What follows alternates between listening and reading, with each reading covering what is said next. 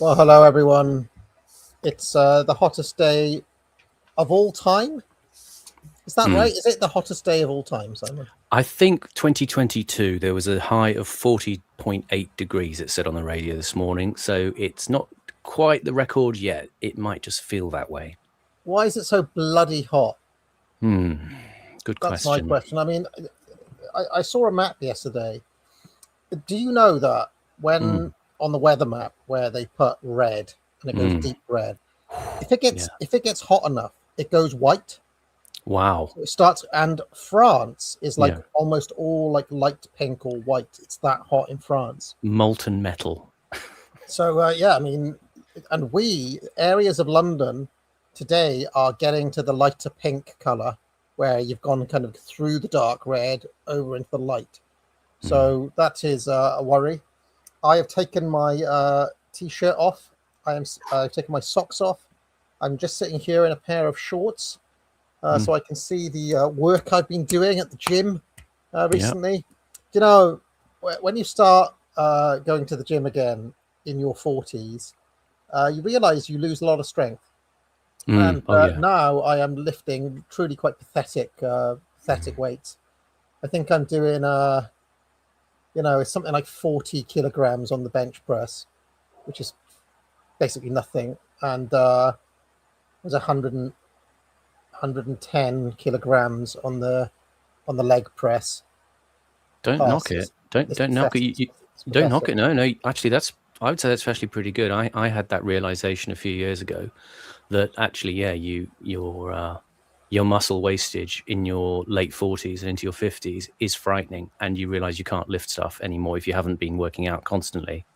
And it manifests in things like your core strength has gone down, and so your balance starts to go. So you are becoming like the old guy mucking around in the shed. He decides to stand on a step to get to a shelf, and he suddenly feels very unbalanced. Making those sorts of noises. Or, yeah. It's true. Like that. Although I was proud of one moment I had, because these two Indian fellas were taking ages, and I needed to do what do they call it? The lat pull, right? You know, that lat pull machine. And the fella before me, he was a skinny waif of a lad, and he was really struggling. So I basically just left it on the same ones, did them with ease. So I was happy at that. At least I put that young whippersnapper in his place. But very good. Yeah, but yeah, anyway, it's not making me any cooler sitting here without my top on. So no. How is the temperature with you fellows? I'm a couple of degrees below what it is in London, the southeast at the moment, which is, I think, in this getting to the mid 30s. So I'm sort of early 30s over here. You Pat? It's pretty much the same as where you are, I would think. It's very grim, especially because I'm in a big old Victorian house. It's very badly ventilated with no AC or fan or anything. So, not fun. Not fun this time of year. Horace. I don't know, my computer says it's 31.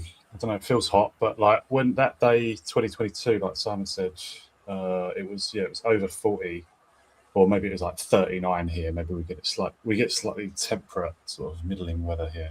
We did have that storm the other night though, and that was good. Except it just kept me awake all night. I can't sleep in this weather. Really. Don't you find that relaxing? I like rain and thunder. Yeah, I find it relaxing. But the pressure barely drops. Like something about my flat or my room or something. But like it just doesn't cool down, even if it cools down outside. It's just that thunderstorm woke me up. And it was it, and and we just stood. I would just watched it for like an hour. I have never seen so much rain, and I even made a little community post saying like, has anybody built an ark? Because I was like, how much is it going to rain in the space?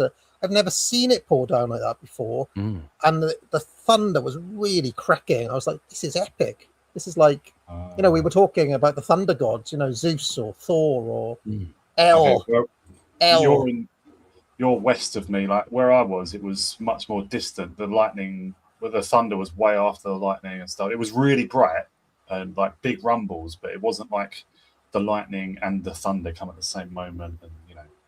And it's like it wasn't tipping down with rain. It was just steady rain for a while, for not that long. And the pressure dropped. It's like it was still humid. After about 10 minutes or so, there was the police siren as well. I was like, this is exciting, isn't it? Like everything's going to wreck. Like literally, we're living through apocalypse here. It's signs importance, isn't it? Yeah. Anyway, so there's that. We're going to talk about Andy Burnham in a second, but given that we're in Britain, we must moan more about the weather. This is not pleasant, is it? Go on, Horace. Go on. Say if we're going to be streaming for 2 hours, should we have a hydration break every 30 minutes? 4 or 5 adverts.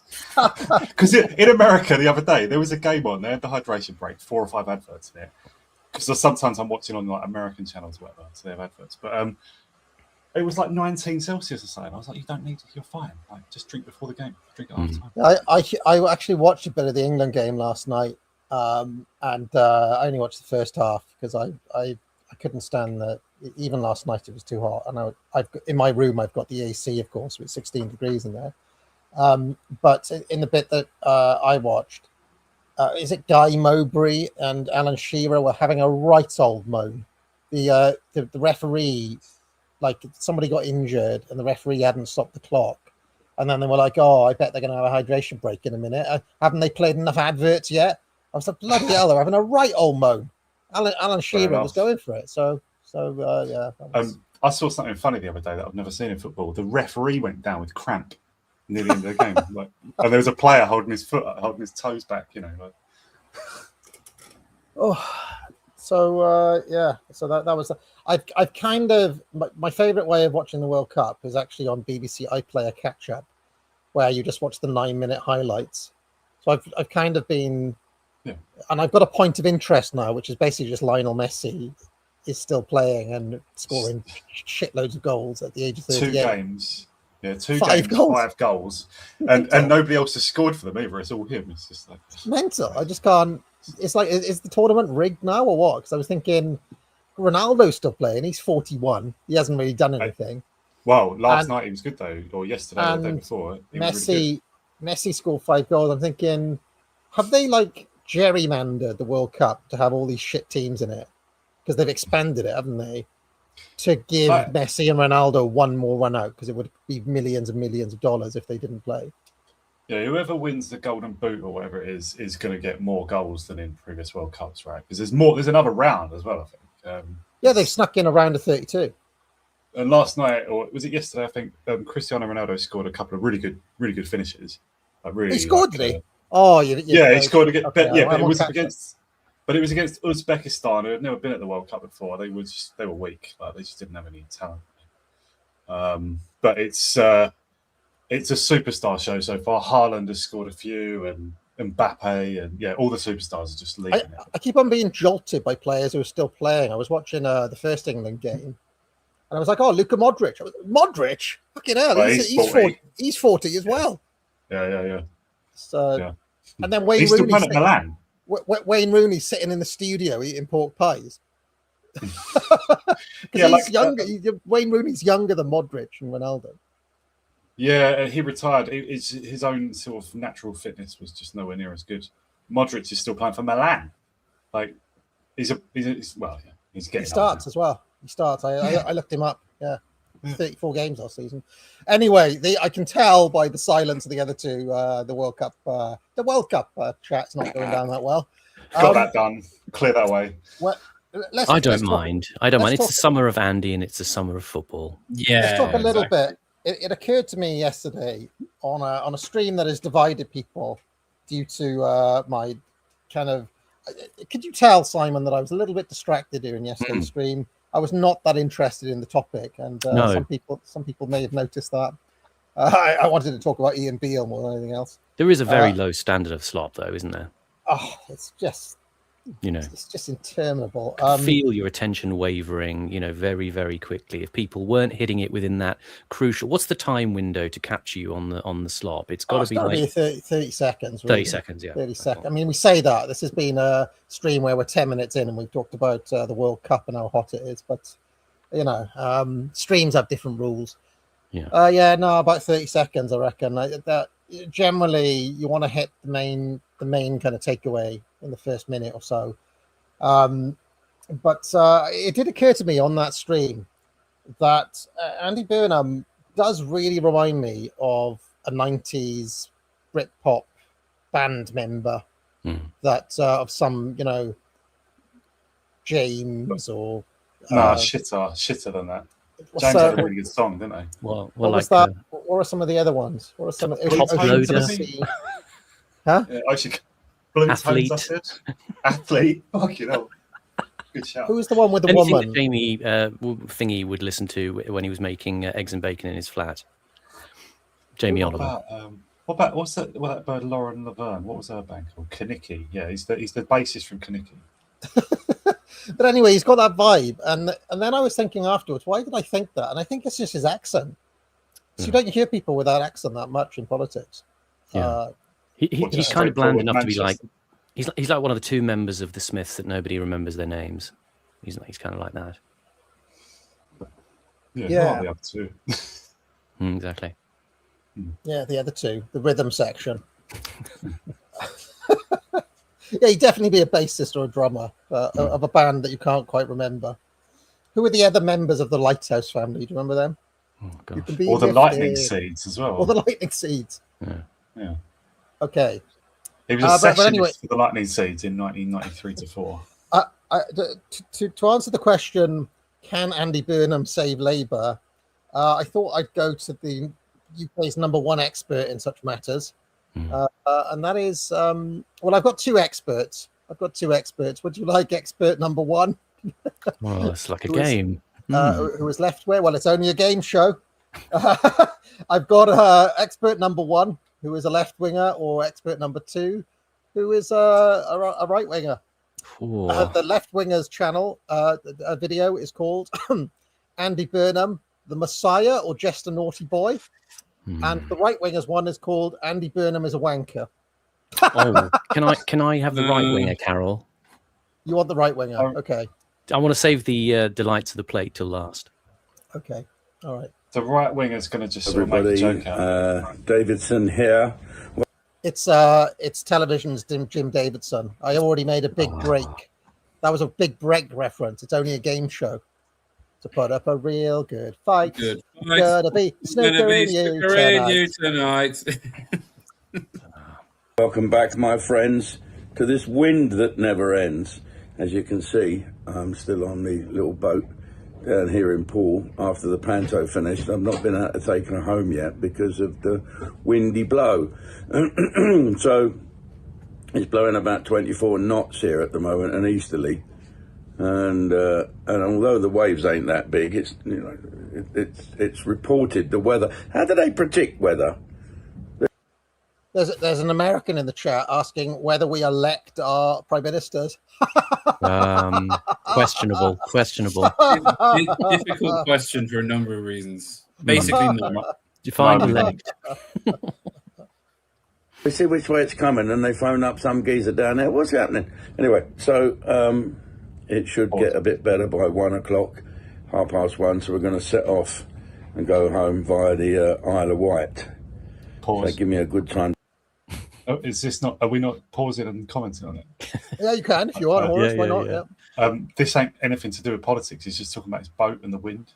It's called Andy Burnham is a wanker. And look, we talked about the World Cup for 10 minutes, even though we were talking about Andy Burnham. So let's not be hypocrites, Horus. He's hooked us with the title. The title's done most of the work. Yeah. To catch up what's going on in the news today. Andy Burnham. Wow. Andy, the Evertonian fan, is made his entry into Parliament. He's an Everton fan. That's strange for somebody from Manchester. How come he doesn't support City or the United? Huh? Yeah, what is that about? That is weird. He's not a Scouser, is he? Why does he support Everton? No. Yes, the triumphant entry into the House of Commons. I don't know how he's going to do. Will there be no challenge? I know Wes Streeting, you know him off the pink bus. God, you made me jump out of my skin then. Who's this? Oh, it's Wed Streeting popping out the side. Apparently, Andy Burnham was born in Aintree in Liverpool. Okay. There you go. So, Before So I going to did not- Cambridge, as you do. Were there any Liverpudlian Britpop bands? Were Supergrass Liverpudlian? Don't know. I'm gonna what find about? out. Wasn't the Mock Turtles? Were they Scousers? No, I don't know. Liverpudlian Britpop acts. Bet they were. Britpop bands. They were all from Manchester, weren't they? Oh, where's Richard Cast. Ashcroft? Is he? Cast. Richard Ashcroft's like Wigan, isn't he? Cast. Okay. Right. Cast. Do you remember them? Lineup was John Power, Keith O'Neill, Andy Burnham. Yeah, they did that. Wait, what? No, I'm joking. They did that. It wasn't. They did that boring song, didn't they? There she goes. Oh no, it's all right. It's a decent song. There she goes. That was Cast, wasn't it? People in the Other chat. groups from. Can you name any other groups from Liverpool? Oh no, I was thinking of the Lars. I think Cast followed on from the Lars. Doesn't have to be Britpop. Any other bands from Liverpool? Now I know you're a Zoomer hat, but there's one. Well, I really know, famous band. obviously a certain famous band of 4 people from Liverpool. Other bands who aren't the Beatles from Liverpool include. It was Well, the Coral. Yeah. From the chat. Other bands include. Apparently, Boo Radley's from the chat. Yeah, the Boo Radleys. Yes, they are listed. A Flock of Seagulls with that amazing song "I Ran" from the 80s. They were from Liverpool, apparently. That's a great song. Atomic Kiss'em were Liverpudlian. Cilla Black, people are saying. The Cilla Black Zootons, I was- didn't know yeah. that. Yeah. I mean, she's not a band, but you know. Maybe that's where she went wrong. China Crisis. Do you remember them?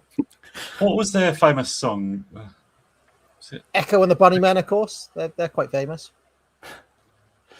Jerry and the Pacemakers. Fair. There was always an oldies advert for Jerry and the Pacemakers doing Ferry Across the Mersey. It'd be like, oh, you can get your six CD box set of Jerry and the Pacemakers. Orchestral Maneuvers in the Dark, someone's saying. Yeah, apparently so. Oh yeah. Oh yeah, they're so very big on this on the synth wave so far on the new wave synth pop. Have you Obviously, seen that? There's a bit in I'm Alan Partridge where he says that was OMD with a song, whatever it was, from their album Architecture and Morality. Two things I'm sure we could discuss all day. Indeed, if you want to call in with your thoughts on either architecture or morality, please do. Somebody's mentioned Sonia. This bypassed me because I wasn't in the country, but she's very Scouts, yeah. Quite funny. Wasn't Sonia in EastEnders? Oh. I think Sonia was in EastEnders. She may have even shagged Ian Beale, as most EastEnders women do at some point, and then cheat on Ian Beale, and then try to kill Ian Beale. That's usually how it goes. Somebody's mentioned Apollo 440. I do like Electra Glide in Blue, so good song. I saw them once at Reading. They were pretty cool. What was who was that band? Herman's Hermits. Were they Liverpool? They Scouts. They are not listed here. They had some great songs. They did. Apparently, they were really going to be like the big thing. But the Beatles kind of gazumped them somehow. Mark Almond was from Liverpool, from Soft Cell. Frankie Goes to Hollywood. So Liverpool was obviously very big in the 80s synth kind of thing, weren't they? Because tons of these bands are from that era. Northwest definitely produces a lot of music, doesn't it? Like all that resentment has to work its way out somehow. Whereas the Manchester was much more Stone Roses, and the kind of Britpop was more Manchester, whereas synth seems to be more Liverpool. It seems. Anyway, let's get back to Jim Davidson. there was like soul and dance, obviously. You know, like there was the Wigan, you know, Northern Soul. That was like a Wigan sort of centric thing, you know, Northwest. Yeah. Anyway.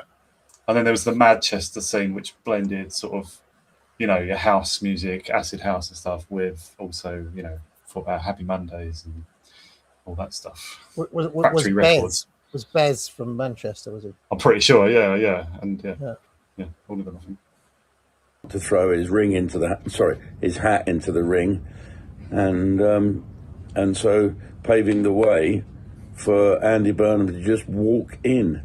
So Andy's been promising people the Ginger Growler will be back. Letha Nandi with the I don't know what she does, but they'll pick all these. You bet your life, or every lefty fucker in the world will be with Andy Burnham. He's going to do some terrible things to this country, and he's going to punish people who do well. So here's a question I haven't heard anyone ask: is Andy Burnham going to destroy the momentum that had been built up by the Green Party and Zach Polanski and anyone siding with Corbyn, or are they all waiting to see if he's going to get behind Zion? Is that because that continues to be the number one issue on that side of the left? But presumably Labour have done this because Starmer had lost the left, right? So they've gone back to Andy Burnham. They must have the idea that Burnham's going to get all the leftists back behind Labour. Is that the idea? All I can say is my sense of him is coming across that he is a vibe incarnate of some kind. And because it's the summer and because he's kind of coming down to London victorious on his train to Euston, and then he's having his big picture taken, and it's all got a feeling of being kind of massaged into place. And from what I understand of his career, the idea is that he's really kind of managed to hold on by not kind of being too attached to any particular through line of, you know, ideology. He's not like a Corbyn or anything like that. So maybe that's why he survived. He's bobbed along. He'll that'll give him sufficient protection. Do you think Burnham will let Corbyn back into the Labour Party, thereby mending that rift and allowing the left in the country and the socialist left and even the communist left to forgive Labour? I want to say no chance, but that's just me. I would think not, because they would see him as trouble. Like he's going to be a problem, and like they seem to have moved on. Like when Corbyn was kind of decapitated by basically the Parliamentary Party in 2019. Well, it was Starmer who chucked him out of the party in 2020, wasn't it? Actually expelled him from Labour. There was like a remarkable lack of sentimentality and anger from quite a lot of it. I was surprised how much of the Labour Party knuckled under. Like there wasn't this massive drop off in membership, and loads and loads of the people who had voted, like MPs and members who had voted for Corbyn, just voted for Starmer. They didn't vote for Rebecca Long Bailey, who was the continuity, like momentum person. Admittedly, a weak, so she doesn't come across very smart or anything, but like they just went along with Starmer. Loads of the Labour left. Now, obviously, I realised with him as Prime Minister, they all opposed him, but it's like they didn't. It's like they didn't really realise what happened. Like Corbyn was a real socialist, and McDonnell as well, you know, and like that was a genuine, proper left, hard left alternative, and they didn't appreciate it or something. It's really strange. Like they didn't realise that the establishment was taking the party back in 2019-20, and that's what Starmer was. He was just acting for like the centre ground, not socialism, and they just allowed it. It was really weird. One of the things I've noticed about Burnham, you know, Tony Blair, when he was young and first fresh on the scene, he was famous for, you know, hey, call me Tony. Call me Tony. I'm not, I'm a kind of new guy. I'm modern. You know, I grew up listening to just call me Tony. Call me Tony. Burnham does have he's like a kind of northern version of not in terms of his politics, but in terms of his manner. He does have a touch of call me Andy. Call me Andy. I'm a nice guy. And the way he spent that acceptance speech the other night, doing lots of kind of, a comedian might say, local callbacks to all the people who'd supported him. And it was very, very niche and very micro to the constituency. You know, he was sort of naming people, and he'd get a little ripple of laughter as there was sort of recognition, or he'd thank a particular club that had helped him or something like that. He was very much he was on the cobblestones. I mean, what I said yesterday is that it just doesn't matter that Starmer's going and that Burnham is coming, in so much as it doesn't matter like what the government does. It's not going to change the direction of the government, but it could actually change the electoral fortunes of Labour, couldn't it? I mean, I called the stream, "Can Andy Burnham save Labour, or save the Labour Party?"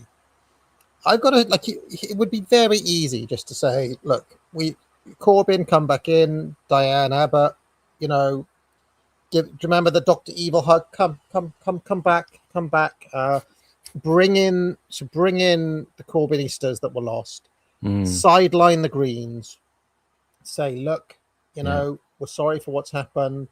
Distance themselves from the more right-wing excesses that Starmer did in terms of some of the welfare cuts and things like that, the austerity part. But double down on Mahmood's anti-immigration drive because they won't be able to win the election if they're pro-immigration, or if Andy Burnham goes SJW or woke or something, he won't be able to win doing that. But if he kind of does the whole working man's patriot gambit, that could play with enough people who think that Farage is a fake, basically. Whether I get the sense though that the system is cool with Andy Burnham in a way that they were not cool with Jeremy Corbyn. Yeah, it feels like Burnham could play a kind of he's a kind of political bridging capital to bring various sides under control. Containment, in other words. Yes, pretty much. I mean, it was interesting that there was an interview I saw last week on the Daily Telegraph podcast with Al Khan's, the guy who'd resigned as the veterans minister, ex-special forces guy, very kind of hard-nosed realist. And he's saying, we really kind of need to play everything now as if we've lost already. So basically, like you say, go all out on the kinds of policies that are going to give them back some sort of approval rating with the kind of the core in the country. It feels like he'd be kind of aligned with a sort of Burnhamite type of, it's kind of not necessarily the slickness of a Tony, is it? But it's got a sort of warmth and genuineness in his presentation. Well, it's like a note, because people forget this about Blair. A large part of Blair's appeal to the nation was, call me Tony, just like you. Look, I am doing the dishes with Cherie and my kids. Do you remember he had his kids there in Downing Street and things like that? But he was very, even though I know he's from Scotland originally and so on, he was still very kind of like Southern England middle class coded. I think Tony Blair was, whereas Andy Burnham is North coded, basically. Yeah, but both of them kind of very much kind of dare I say it, housewife's favorite. Yeah, I mean, very much. Yeah. Do you remember the thing with Starmer when he came in and Caitlin Moran wrote that cringy article about, Keir Starmer coming in? It was like, she'd got the hots for him because, daddy was home. But Starmer tried to kind of do that thing that Blair had, a kind of, he's a middle-class professional, but there's a little bit of naughty energy about him at some level. And you can see the response with Burnham as well, when he was out jogging and all of that stuff the other week. He's not like a ripped Chad or anything like that, but there was something that the women like about, the sense of those hairy arms wrapping around them. He looks like he could be in a 90s Britpop band. Yeah. Yeah. He just comes off as the median British dad, I think. That's probably what that appeal is. He's what every woman, in Britain dreams of having, a sort of vaguely domesticated sort of casualist, husband. Blair had that. He had a sort of weird Svengali allure that was below the level of my kind of interest in political figures. It always felt like, there's something about him that appeals to women. I don't like it, but it does. There was on the subject of this sort of dad that you're talking about. One of the cafes that I saw on the way, I was driving to Kingston, and there was a cafe, and in the window of the cafe it says Lycra discount. And I was like, what's that? Like, are they, if you go in there wearing Lycra because you ride a bike, because you're riding a bicycle, they will give you money off your coffee. And I thought that's interesting because down at the Yummy Mummy Cafe, there's a lot of lycra men there. There's a lot of guys who love riding their bicycles in the countryside, with their helmets and their and they all seem like they probably do big managerial jobs or, work in the city or something, lots of money. And I just wonder, has that become a thing? Is that class of person? Because I feel like Andy Burnham may also ride a bike wearing lycra sometimes. Yeah. The dad bod who's staying fit, but he's still taking care of business. I think that's a kind of electoral frame of appeal. Let's go back to Jim Davidson's analysis. You're gonna, like Jeffro said, they're just bloody. If you want to pay all these bloody ponces and people that don't work, just kick me out her, and I'll bloody do it. Here, look, there's me shirt. And it's great. All right, this is getting sad now. It's getting sad. That's enough. There's something very unsettling about that man. Strange. I didn't know Jethro was from the US either. Yeah, that was the best Alabama accent I've heard for a long time. I like to imagine that after quite a while of doing Curto, like somebody actually spoke to Adam Curtis himself and said, there's these guys who are reviewing your shows in great detail. We should check it out. And I like to imagine he checked it for the first time this week, and he turns on, and it's Jim Davidson's pink face sitting there leering at him. I can't bear the thought of Adam being disappointed. Don't say this. No. Yeah, we want him to catch prime intellectual content rather than talking about reviewing Jim Davidson talking about Andy Burnham on his yacht or the next clip or whatever. The next clip will make it worthwhile, right? This is Andy Burnham, the Messiah, or just a naughty boy? Burnham, the Messiah, or is he just a naughty boy? This is a topic which is already being hotly debated by our politicians. Not the Messiah. Naughty boy. Well, admittedly, there are shades of grey between Messiah and naughty boy. What the hell is a Burnham government going to look like? I think that's what we need to discuss, guys. Not least given it's only the future direction of our country. No biggie or anything. And it's particularly important given we're not going to have any say over a change in government, limiting the pressure we have over... Do you think Owen Jones is going to sidle over to the Burnham Labour, or is he going to stick with the Greens? That would be a big question, because it's people like this that will ultimately going to be the movers and shakers. This is the non-governing elite in pure elite theory terms. These are the opinion formers of the class of people who actually matter in the country. Sorry, Jim Davidson, it's Owen Jones who matters, not you. And is Owen Jones going to get behind Burnham, do you think? It's a chance for him to recover from that impression he gives off that whenever you see Owen Jones these days is, you immediately think, is he off his meds? And it's a chance for him to kind of renormalize and attach to mainstream politics, because he's kind of been sidelined for so long now, Jones, into a kind of a sort of ranting radical. Even though he's got media commentary standard bookshelves, he's kind of on his own out there. I feel like the reason for that is because he's chosen Palestine as his hill to die on, and Labour has betrayed that. That's a that is the big problem on the left in the country at the moment. I don't know what Andy Burnham's positions are vis-a-vis that issue, but I feel like that may make or break, how he plays that will make or break it, because as much as I was pleased to see Starmer not take us into the Iran war, and I actually thought that he handled it fairly well, right, as good as anybody can. It wasn't good enough for any of them, and they all saw him basically as a stooge, as a Zionist stooge, which I think is a very unfair portrait of Starmer. I think he actually stood up to them quite a lot, but how Burnham handles that, I think, will dictate really whether Navarra get behind him, whether Owen Jones gets behind him, that Kern O'Damo guy, etc., etc.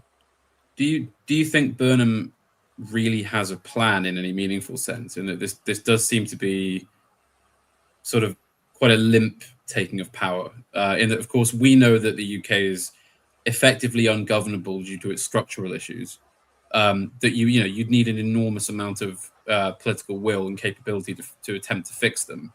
and most of what you'd have to do is, isn't going to be allowed by the powers that be. So, what do you think Burnham really understands what he's taking on? Do you think he's doing it cynically, or do you think he may just genuinely be naive about this? I think the level of ruthless Machiavellianism of Burnham has been underrated by everybody.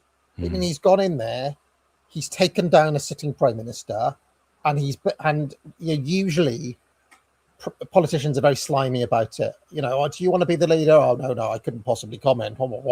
Yeah. He hasn't been seen to wield the knife, has he? The guy gave up his seat for him. But Burnham's just like, they ask him, do you want to be the leader? Yes. Will you challenge Keir Starmer? Yes. And that's it. It's just like, I've never seen that. That's very rare that somebody's just like, yeah, I'm gonna come, I'm gonna take over, stand aside. And it's like, it's almost like the media, the system. I hesitate to compare Andy Burnham to Moses, but it is like the Red Sea is parted for him. It's like everything's just, make way for Andy Burnham. He shall be the prime minister now. Oh, okay then. Yeah, and he's kind of being soft pedaled into position a bit. I mean, did you hear Neil Kinnock talking about him? Yes. I think, and that was that. I think you did it. Did you do it yesterday on? Yeah, I covered it. He was talking to Andrew Marr. Yeah, and his voice was so gravelly, Kinnock. I could barely listen to it. I don't know. He's like he's breathed in several coal mines worth of pneumoconiosis all at once. But he was kind of soft pedaling Burnham and saying, he's kind of, he's just what you see is what you get. A simple boy, he's even got a little bit of imposter syndrome. So he's going to be intimidated when he's standing in the hallowed halls of learning like Cambridge or in the presence of big politicians. So, but it's local boy made good narrative. You know what I mean? So it's kind of taking off the edge of any potential Machiavellian positioning that he's done. Yeah. And usually there's a lot more scrutiny and a lot more, but it's just like, this guy's being anointed in a way. And it's do you remember? Yeah, go on. Sorry. Well, for years, there was this group. I don't know if they even know if they exist anymore, but for a long time there was the Socialist Campaign Group of the Parliamentary Labour Party, which was not many people, but it was Corbyn, McDonnell, Abbott, and a few others, like hard left. Harder left than the Tribune Group, which is where Kinnock originally came from, but then he moved right. And they always put up a candidate, like when Blair stepped down, when Brown stepped down, and so on. Even knowing that they might not even be able to get the nominations to run, but they would try. When Corbyn won, he didn't legit get enough nominations, but people like Margaret Beckett was one. They said we think there should be a contest, so they gave him nominations despite not wanting him to run and stuff. But they're not putting up a candidate. Like nobody in Labour is challenging Burnham. Like not even the really wacky far out people who take strange stances on things. Like nobody's challenging. Yeah, I would just say so pathetic. Like, what? Sorry. I do know. I was just going to cut in and say I do just remember actually. I don't know if AA played it or if it was something I heard on listening to a Navarra stream the other night. There was a clip of Corbyn talking about when he got knifed and saying that Burnham had somehow protested that he was a very good friend of Corbyn at the time, and Corbyn says in the interview, "Well, that was news to me." Wasn't that when he talked to Andrew Marr? It could be. I don't know. Yeah. I do feel like Corbyn is a little bit still like talking about 6 years ago, quite bitter, a bitter character now. Not a good look to talk about past bitterness these days. Just saying. Yeah, I kind of agree with that. Yeah. Do you guys remember when Burnham was in government when he was a minister? No.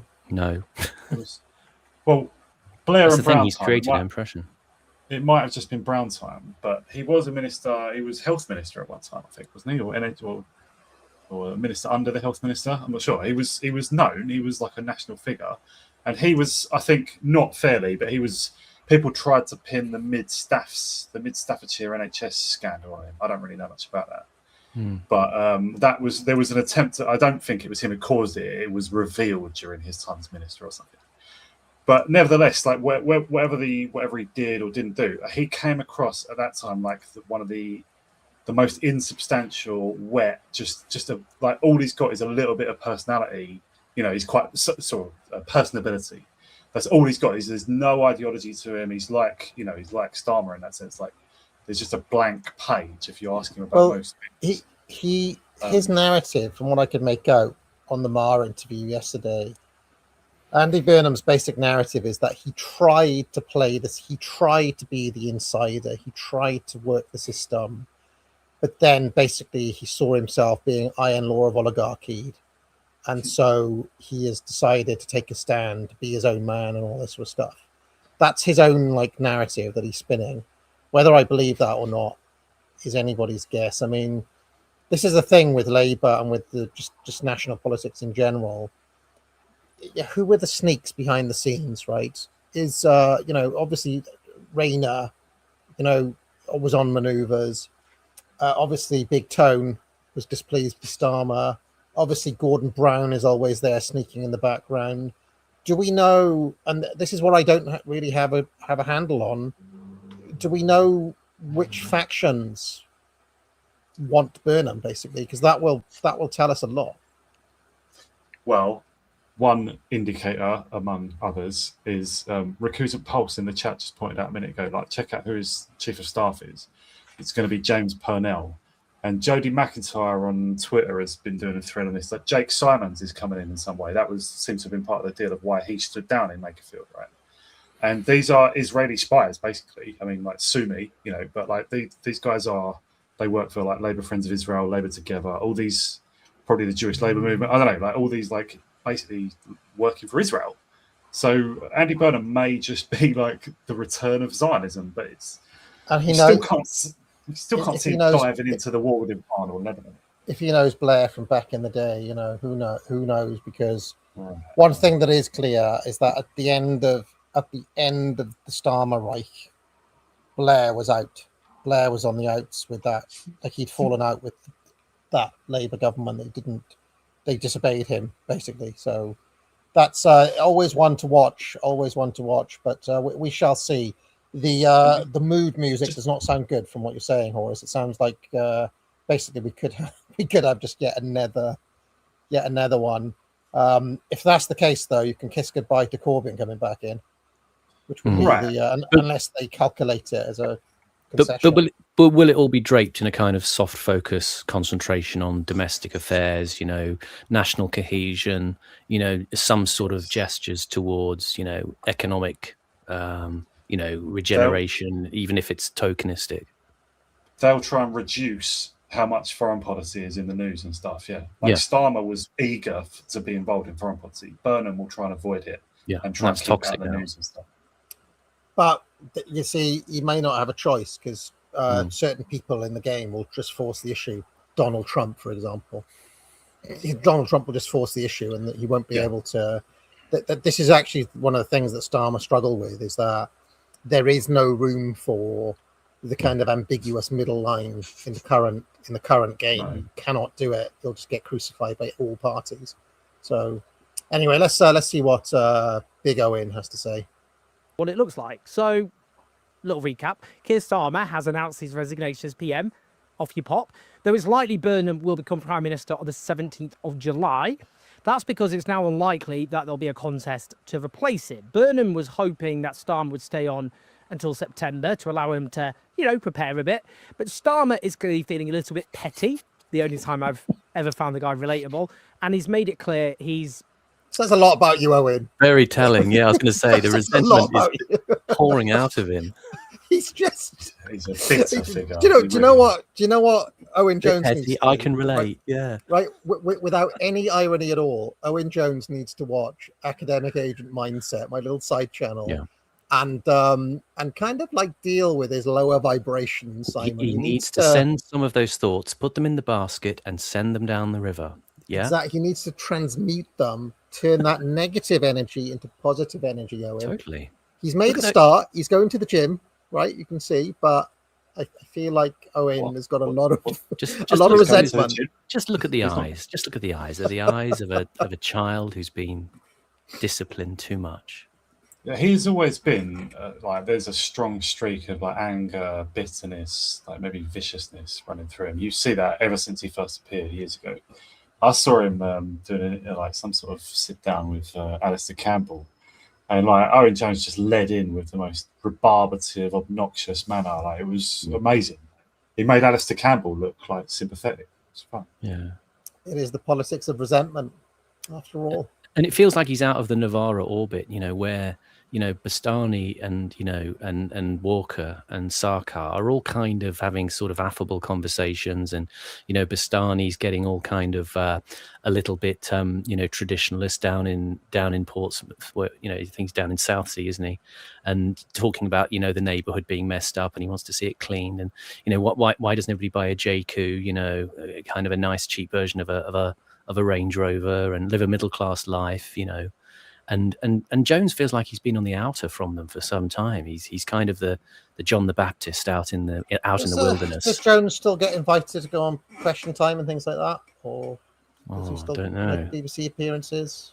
I don't know. He still writes for the Guardian, doesn't he? He's still Guardian. Is he a Green Party guy now? He has been supporting the Greens. Yeah. Makes sense. Out of here, unless there's a contest. Now, Burnham clearly doesn't want a contest. That's bad news. Let's just listen to how this BBC journalist... I see Bastani basically is just regressing to the mean Persian within himself. Just regressing. He just cannot. Like this. It's in his blood. He cannot. There's just no way you can remain... He was talking the other day about how he hates all the dossers kind of lying around in Portsmouth, messing the place up, It's great. He's coming. Puts it. The other danger with it is, on the flip side, that if you hold a contest for a man who is going to get the job regardless, you end up pushing him into a certain position. You'll get demands from the trade unionists, you'll get demands from the activists. He'll have to respond to that. He needs their support to win it. And that can backfire once you go through that door. Yeah, well, that's true. A contest would mean Andy Burnham would have to flesh out what he thinks, his policies, his vision. There'd have to be input from trade unions, which are democratic movements representing millions of workers. Not having a contest is bad news, not just for us, but I actually think Burnham will regret it. Now, back in 2007, 2 decades ago nearly now, when I was a little lefty parliamentary researcher working for John McDonnell, who... even the way you said 20 years ago is laced with bitterness and bile. Yeah. What's wrong, Owen? Come on, mate. He's had a decent life. Like, I think he makes all right money and stuff. He It's to do what he just wants, so bitter. There's no need for this, Owen. Just saying to the chat there, who was saying that they're sceptical of my theory on Bastani coming our way. Although it was interesting on the Daily Telegraph podcast the other day that he was talking to Camilla Tominey and insisting that Moustache Man was a good orator, and she was horrified. It's true. To Jamie Corbyn. Well, okay, we can objectively say he had decent Football Manager stats in the speech category. Sorry, by a Moustache Man you mean Starlin, right? No, the other one. No, the one who was famous, a famous orator, Horace. No, I've seen Stalin speaking. He was pretty boring, actually. Yeah, dull. Stalin famously had a little button under the desk where when he was ready for applause, he pressed that button. Now clap. Now clap. Can you imagine being in that crowd and being caught not clapping for the comrade? That would be a bad day. And we were trying to get John McDonnell on the ballot paper. How old was I back then? I was about 22, 23. Little whippersnapper. And we had this big leadership campaign. Well, I say big. It was on a shoestring budget. But we're trying to get pressure.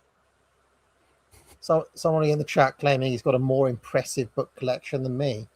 You can't see all my books on camera though. And to be fair, you can't see all Owen Jones's books on camera. But I actually have 3 libraries. Look at this. Look at the sloppy way they're leaning on the left there. Those aren't properly tended books. Yeah, not and those are they're just like Key Stage 3 German books and stuff as well. They're just like he's just stolen loads of like old textbooks. I know what the chat are doing.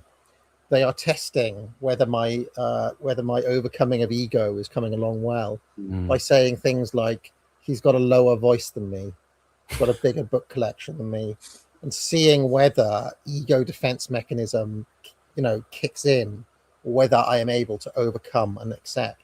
I accept. I choose acceptance that Owen Jones has a lower voice than me. How do you like that? I don't think this is even a house. MPs to nominate. This is not even where he lives. There's just a background of books you can go film in front of. Loads of them are doing it.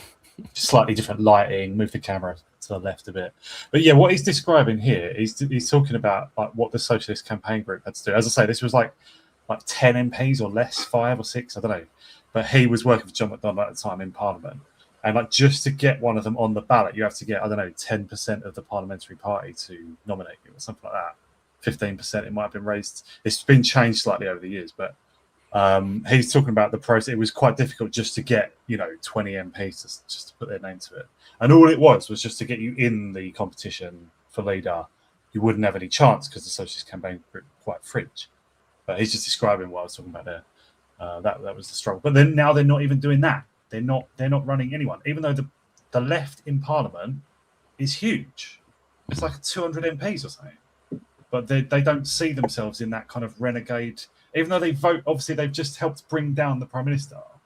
They're now just getting in line for Burnham. I don't understand it. Burnham's like slightly to the left of Starmer, and yet they think that's all right. Like it's really strange. It's like they've gone to sleep. They don't realise their situation. Can I just say also, these left content creators, can any of them wear a nice shirt for a change? I mean, do they have to always have the black bloc Antifa look about them? I mean, it's not betraying the comrades to nip down to M&S and get a nice crisp white shirt. It's because he's just come from assaulting some fascists. Yeah. You can wear a blazer, of course. Exactly. Go for the Miami Vice look, as some of us do. John McDonnell, and the whole argument is allow a debate. And Gordon Brown was in no mood for that, because what actually happened is John McDonnell did a debate with Gordon Brown. Gordon Brown got really tetchy. John McDonnell was actually a very good performer. He would have got a very good share of the vote. It was under the electoral college system, so it was unlikely he'd have won, but he would have put pressure on Gordon Brown and all the rest of it. Anyway, Gordon Brown was like, absolutely not. Crush, prevented any contest. MPs were told, do not nominate this man. Next. I think he ended up regretting that, because actually it would have forced Gordon Brown to flesh out what he believes in, his policies, his vision, and it would have given him a mandate, and he didn't have any of that. And I think that massively weakened. I think Owen Jones is looking at this the wrong way. Obviously, Gordon Brown didn't want to allow a debate with the left of the party, because in the process of hashing out what he believes, he would have had to move the party further to the left in a dialectical track with John McDonnell, thereby making Labour even less electorally viable than they were already post-Tony. So, I mean, I can see why Owen Jones wants this, but he has the assumption that these sorts of conversations would have positive outcomes, whereas I think the opposite assumption, not having the conversation, is probably better from the point of view of pure power, which is really the point of view that somebody who's the Prime Minister is going to look at it from. In Gordon Brown's premiership. So even though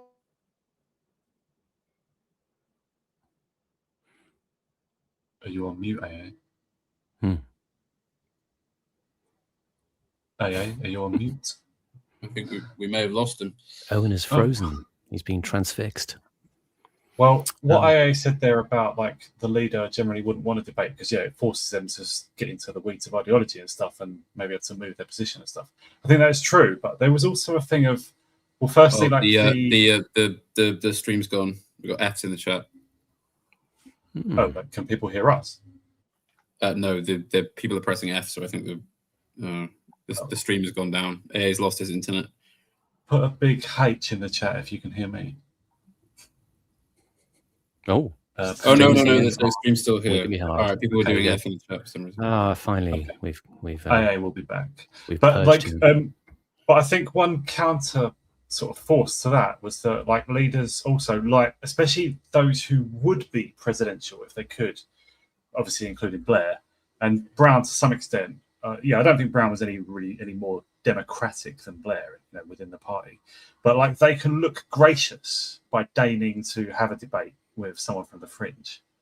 But they're quite confident that they'll beat them with all that, because Brown could just keep saying, "Well, I've invested 10 billions in this, and this program of investment." They can always talk about how committed they are to basically, sort of a large degree of state intervention without full socialism, and they can make John McDonnell look a bit too far out, and that worked. And most of the membership would agree anyway, I think. So it wasn't a danger to have a debate as long as it's sort of somewhat controlled. Michael Meacher was there. He was also from the left of the party as well. He was like maybe more tribune. Just in response to a person in the chat who's asking any digested insights whatsoever beyond Andy being an incompetent containment operative, I just have to say I just don't have any sense of him as a force ideologically at any level. He's kind of like a government process man. He was in government. He did his job. He didn't kind of rock the boat. He's just beige as far as I can see. I can see he's also got this kind of proletarian appeal that's coming into vogue. That's all. But I can't went to tell Cambridge, anything else. Yeah, but I can't tell anything about him. No, he's. I think to some extent that's intentional as well, because it's just more freedom of action, right? And also, just there's not much thinking. just a pretty insubstantial person, like probably has instincts and feelings, and, not a lot of thinking. He's going to try and please everyone. He's going to fail to please everyone. It's a shame about AA. I rather liked him. Yeah, he got sick of us. Yeah, I used to enjoy those streams with him, and Yeah. Do you think maybe his house just exploded? The heat just got to such a point. The air conditioning literally melted down.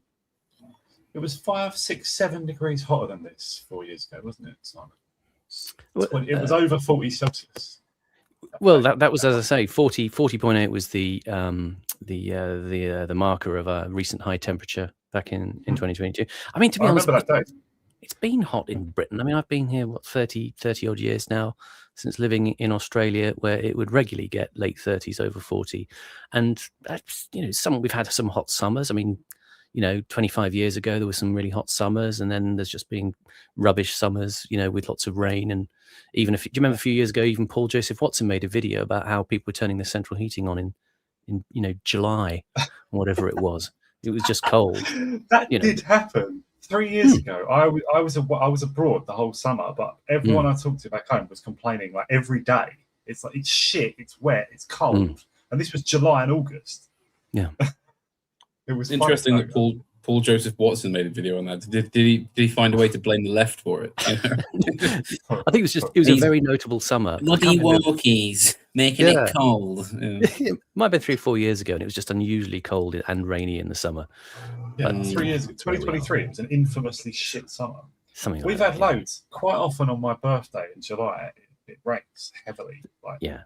England is a country where the best days are basically in the spring, where there's kind of right temperature, blue sky, few white clouds, sunshine, gentle breeze, perfect temperatures. And then summer is either wet, sustained throughout, or it's, blistering like it is now, and then it'll be back to rain next week. I like hot and sunny, but we always get it with thick, like close. It's always like still, isn't it? So there's no reprieve. But yeah. Hot and sticky is the thing.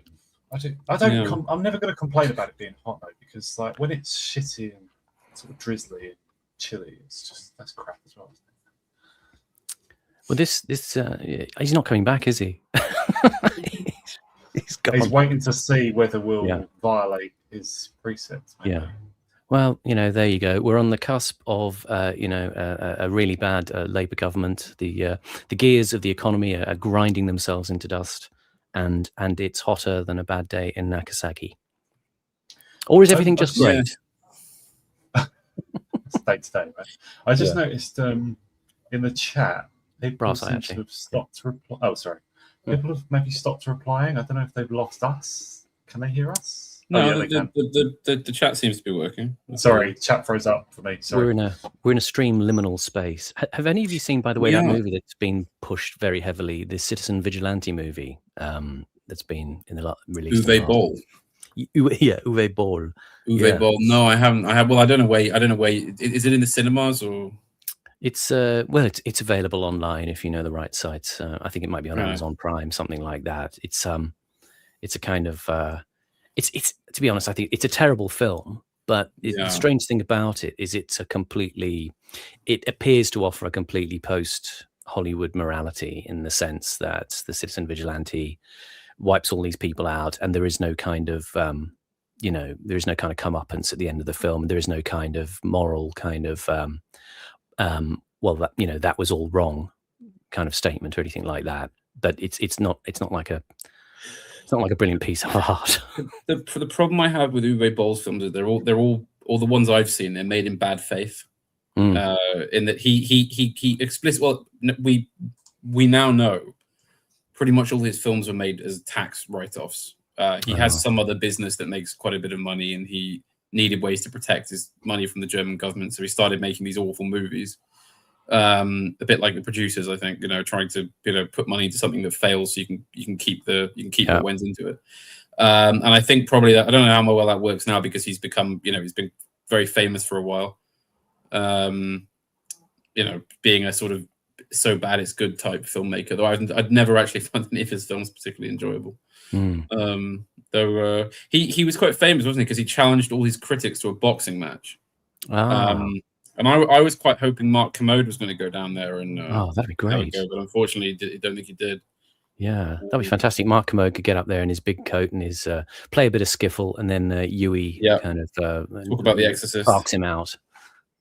Were you ever a listener to the long running 5 Live show with him and Simon Mayo? I did used to tune in occasionally to their film reviews, you know. But he was I even though I disagree with him a lot, I very much valued him, because he's just, it's anybody who really just in and out knows the medium they're talking about always has, you know, respectable opinions, essentially, even if you think they're wrong. He was quite an interesting guy. I mean, you know, very, very boomery worldview, but I mean, I will say that some of the sort of BBC affiliated reviewers can be quite good at kind of, you know, bottling and summarizing, you know, their you know, little capsule review on a film. I always used to watch the guy on Movie Drome back years ago on the BBC Two, Northern Irish guy. I can't remember his name, but he had a very quietly spoken, very intense kind of voice like this. You know, it wasn't Paul Muldoon, was it? Or Tom Paulin. Mark Cousins, yes, somebody in the chat's just reminded me. Mark Cousins, he'd be very intense, describing what David Cronenberg is doing. I don't know what's going on here. Can you hear me? Oh, yeah. We can hear you. You're back. I had a full power cut here. Everything went off. The fan went off. The internet went off. Substation probably overloaded or something. Yeah, I think it's just too hot. I just heard that there's been lightning strikes near me. I don't know how. I can't see any lightning, but maybe you got struck by lightning. Because very often when power substations go out, it's certain travelling people pinching batteries out of them. That's what happened to us last year. Well, in this weather, it's got to be weather related, right? It's got to be weather related. Good distraction. Anyway, shall we sack off Owen Jones and get on with Curto? Was he going to give us any zingers, Owen? I mean, he might. I mean, he's talking about Gordon Brown 15 years ago. You want more Owen Jones? Do you? Yeah, maybe just see what he's going to say with that, because I think that is relevant, because he's addressing why there's no challenge. Why is there no challenge? All right. I want to know that. And then the Messiah. All right. How far did we get? The economy, in which. Where was that bit of Gordon Brown? Oh, hold on. Where was the bit of Gordon Brown talking to? Yeah, we are. We're around here, weren't we? McDonald, and the whole argument is allow a debate. And Gordon Brown was in no mood for that, because what actually happened is John McDonald did a debate with Gordon Brown. Gordon Brown got really tetchy. John McDonald was actually a very good performer. He would have got a very good share of the vote. It was under the electoral college system, so it was unlikely he'd have won, but he would have put pressure on Gordon Brown. Should we not run it forward a bit? Anyway, Gordon Brown was like, absolutely not. Didn't we see this? Premiership. So even on Andy Burnham's own terms, I think he'll regret this. There is talk of someone called Darren Jones standing. He's a cabinet minister who's ultra loyal to Starmer, who I don't know how to put this without being overly rude. I mean, he's as generic and forgettable a politician as you'll ever come across. Do you know what I mean? It just seems as though he came off a politician conveyor belt somewhere. Now, dozens of Labour MPs. Yeah, dare I say it, Simon? I think Owen Jones has become toxic. Like a toxic person. Yeah.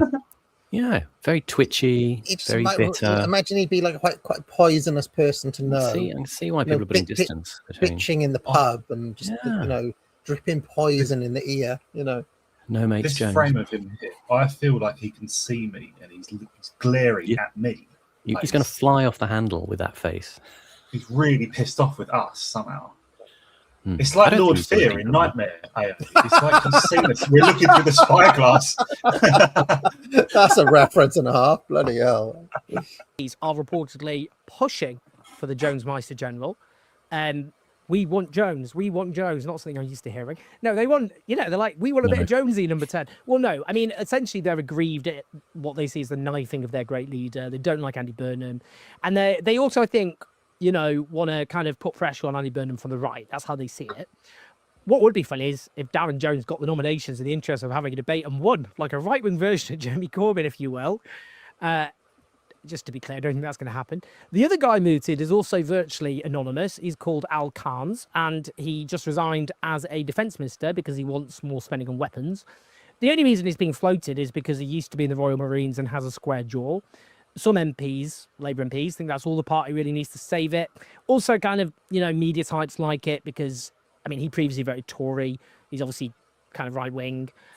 Again, no obvious charisma at all. It sounds a little bit, again, it's personal, but I mean, like, if you've got to talk about leadership attributes, I can't, politically, I think he would just repeat the Sama project and, his charisma is supposed to be a leadership attribute and he doesn't have it. It's very wooden. Just because he was in the armed forces, that's why he's been. He's got a kind of his mannerisms, Simon. Mad energy. It's like a kind of Channel 4 drama. Yeah. Do you remember I used to watch that show Queer as Folk? Yeah. The kind of characters that would appear in that. I can just imagine Owen Jones going up, saying, your world is tiny, my world is massive. Yeah. I think there's a character thing of the angry gay man that they're doing at the moment. I think there's some drama on telly with Alan Cummings. Is it called Tiptoe or something like that? And so there was some clip of him doing a kind of angry gay man speech about how it's all the fault of us straight men for getting us into the world of them having to declare their pronouns and all of that stuff. It's because of our homophobia. Bigged up. Yeah, I mean, just shows where Labour MPs are at. Not substance is not their thing. Now, they're not going to have a debate, probably. It's very unlikely there'll be a contest. And Burnham now has a few weeks to get together a government and a vision for the country. Next week, he is going to do a speech on the economy in which we're told he'll stick, again, he's already said it to be fair, to the totally arbitrary fiscal rules, which stop the government being able to invest in services, in communities, in people. A little hiccup here. Listen to this. He was questioned about the fiscal rules, which he committed to, by BBC's Victoria Derbyshire earlier this month. Your team confirmed to our economics editor that you would stick to the Prime Minister and Chancellor's self-imposed fiscal rules. Can you remind us what the fiscal rules are? I'm not going to go through a discussion like an exam on the fiscal rules. I know what the fiscal rules are. I've been I've been very clear about it. Who's in Victoria Derbyshire? I'll remind us what they are then. Let's okay, you don't want to do the exam, but I'm going to try to make you do the exam on the fiscal rules. Number 42A, section C. What's that then? Caught you out there, Andy. We will set out a plan that is within those rules so that we keep the discipline. Nothing I've said at any point in this campaign or before this campaign has been about ignoring the bond markets or saying they don't matter. And that is...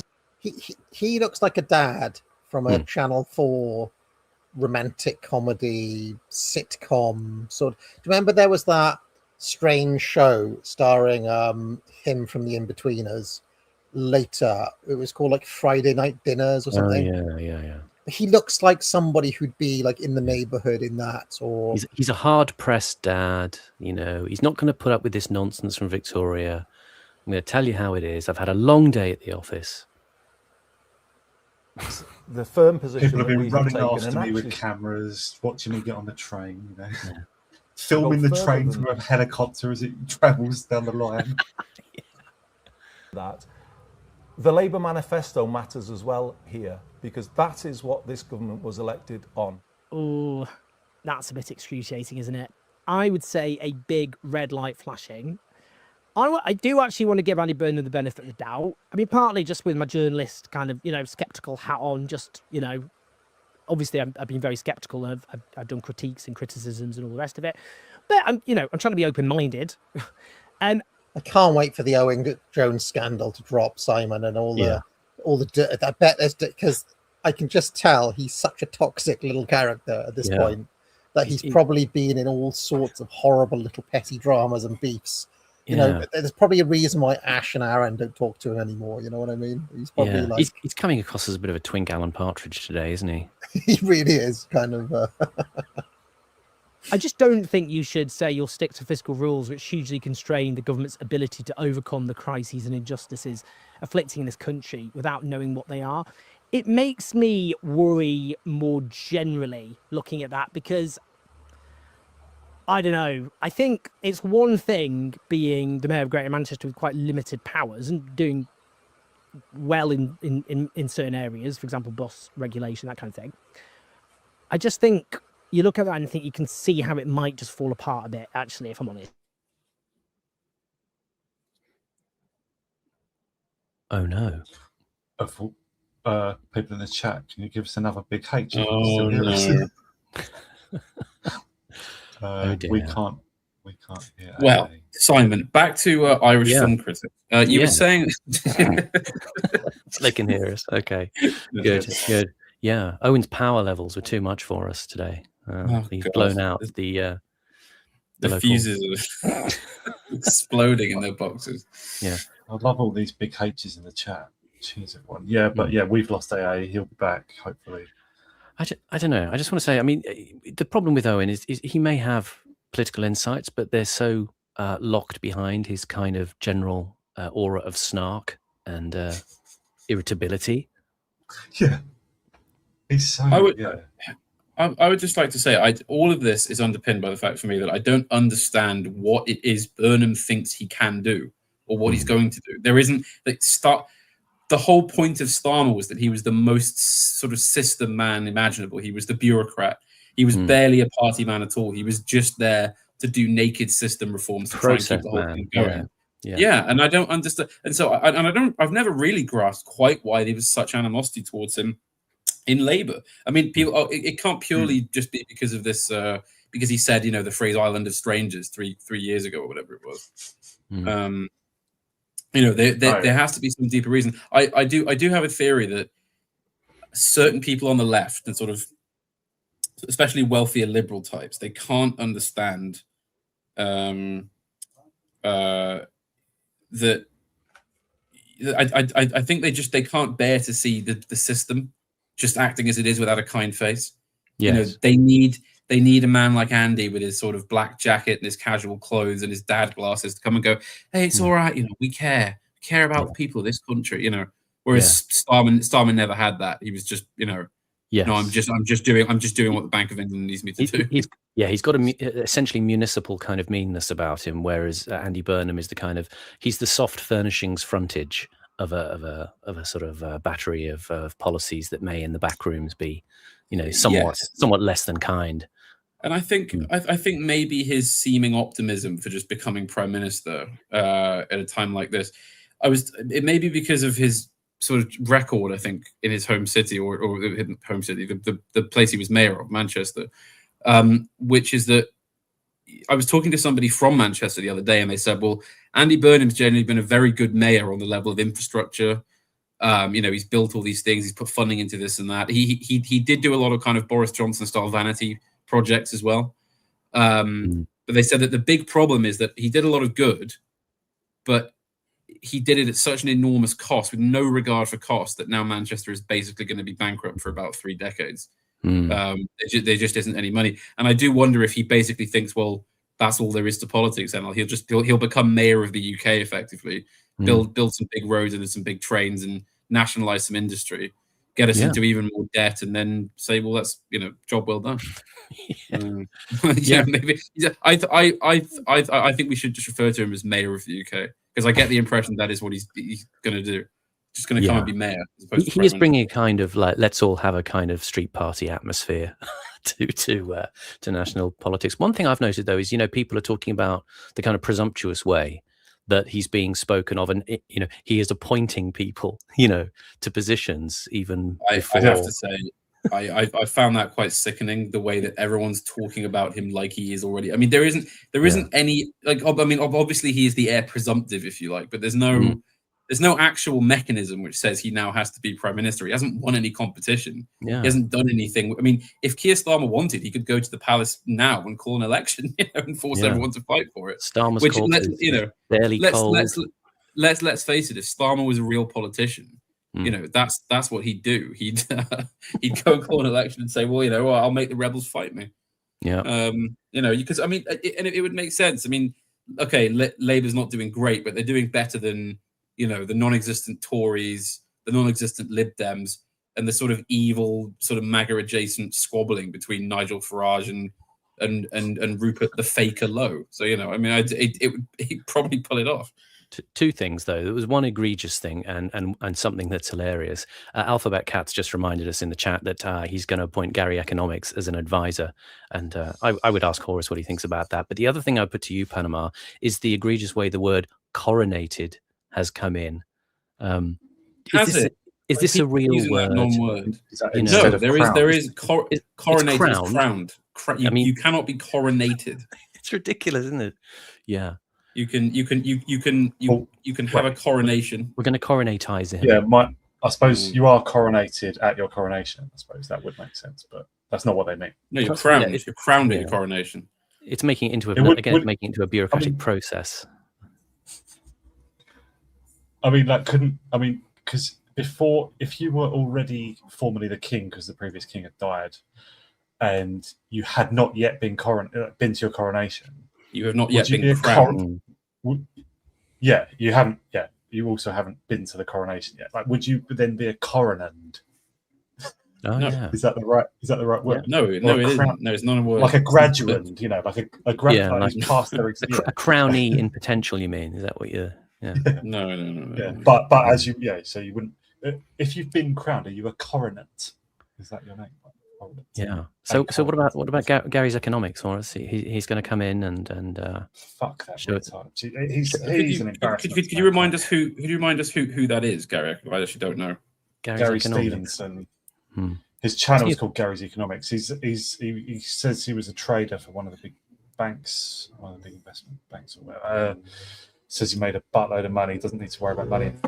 No, he was just memed into the media a few years ago, especially by Novara Media, also by just the publishing industry. They just decided to make his book famous. And all he does is just say tax the billionaires. Like, he just says that in 100 different ways, stupid ways, through his thick, while tucking his track pants into his thick socks, which is deliberately wearing stupid looking clothes, putting his feet up on the chair.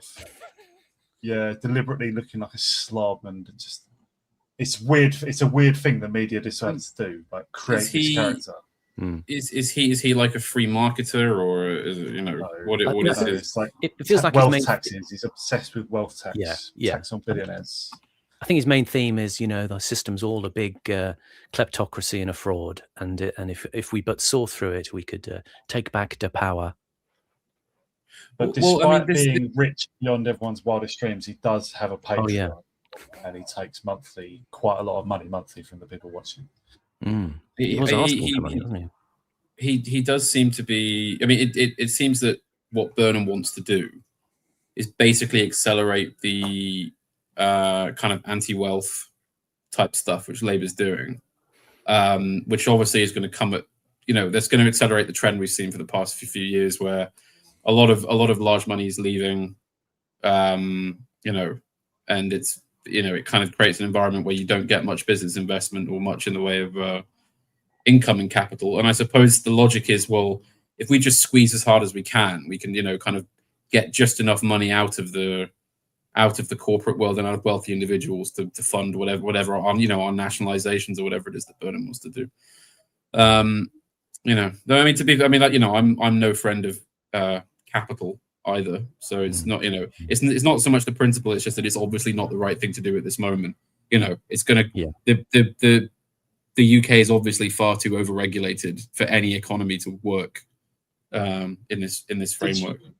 Did you notice that he mentioned to Victoria, our girl Vicky, he mentioned the bond markets? That suggests that he is at least sort of listening to the realists. Like, that's something that John McDonnell would never mention, and Starmer would, and Blair would, like, as in there's a limit to how much we can borrow and we may already be there sort of thing. Like, he was kind of nodding towards that, which surprises me, because I thought that from what we're hearing, he's appointing when he's coronated, like appointing loads of leftists. But that's just that he's listening to the right of the party. Well, that's just become a kind of recent catch-call, hasn't it? I mean, people used to talk about, Labour governments upsetting the markets, run on the pound, all that kind of stuff. And it was kind of the markets were a general amorphous blob over there somewhere. But it's become, in the last year or two, it's become really specified to, it's the bond markets that we all have to be thinking of. I don't understand economics at all, by the way. So I just noticed that specific change about the bond markets, not any other kind, just them. They're the ones we have to please. Why. Go on. It is simple, basically, like when a government borrows, it's debt, isn't it? Yeah. You issue, like a government or anyone, like a company or anyone can issue a bond, and that means the buyer of the bond, i.e., usually banks or pension funds, or can just be a private investor or whatever. Like, anyone can just buy government bonds. I think above a certain quantity or whatever. The buyer of the bond gives, say, £100.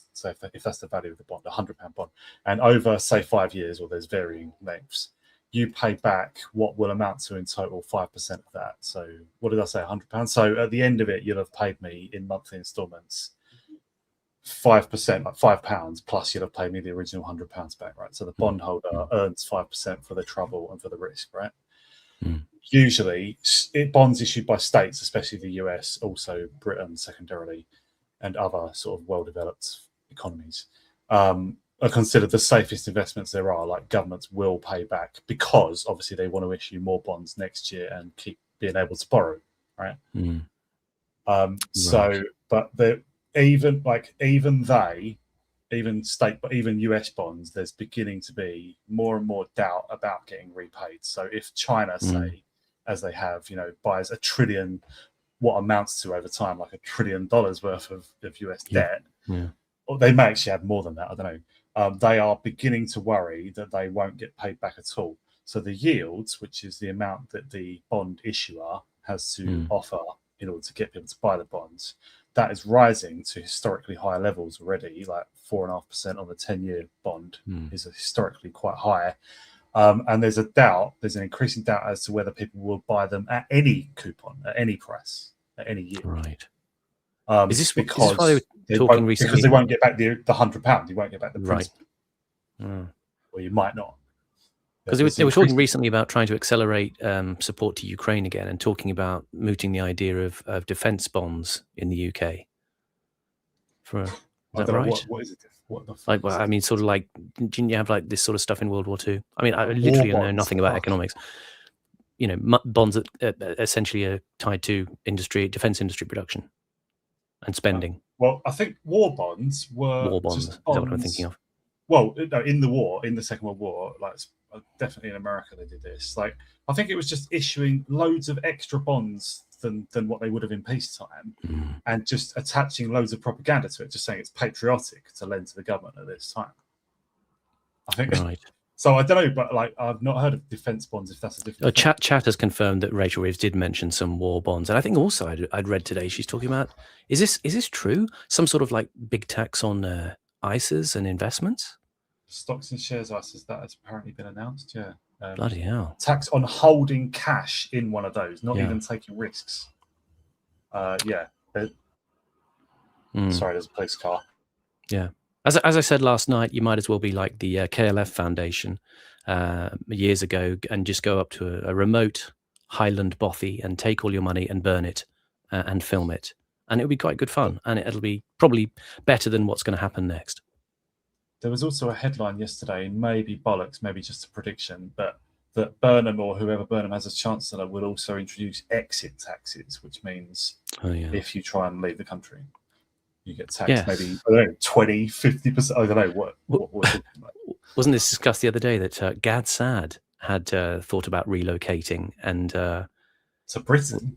No, was he's based in Canada, isn't he? Is that right? Yeah. And he was talking about relocating to the US, and he sat down with his accountant who told him what the exit tax situation was. And obviously it doesn't sound like he'll be relocating now. But we're living in the time of the most extreme liberalism and free market, remember, everyone. That's been confirmed by Gary Stevenson. To Navarra as well. But yeah, like, so paying attention to the limits of government lending, borrowing, is a thing of the right to leftists, is a, within the left, is a right-wing concern. So the left say, just borrow infinitely, and when they stop lending, we'll just nationalise everything, all capital of any kind. They don't say that, but I mean, that must be what they think, because they do rely on government lending, for everything they do, obviously. They believe in taxing to the utmost and then borrowing to the utmost, right? That is the left.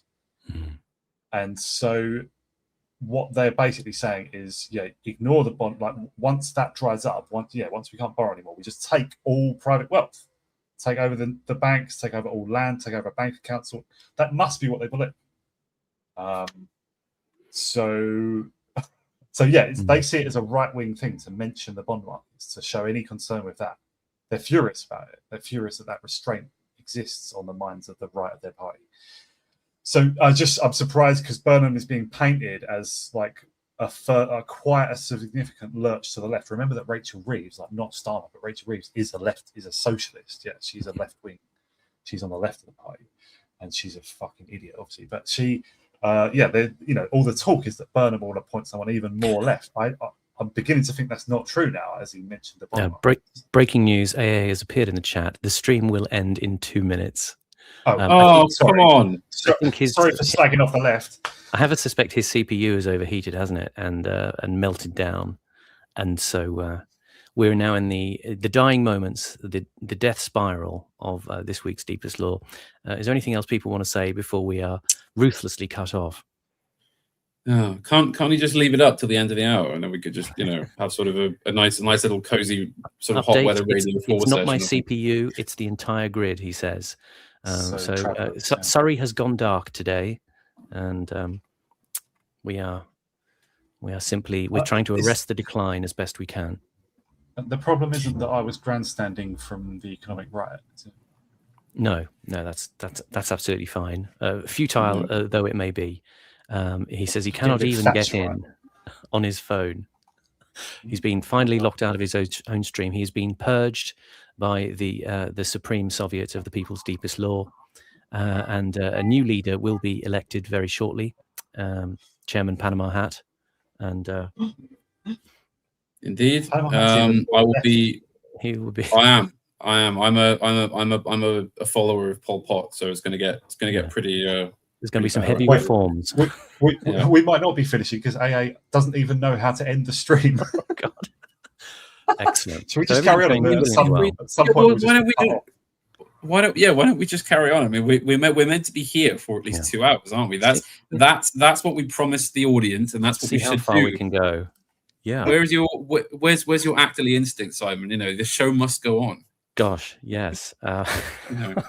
Gielgud wouldn't have run off because a fuse blew. He's actually lost the ability to control what's said on his own stream. It's quite perilous, isn't it?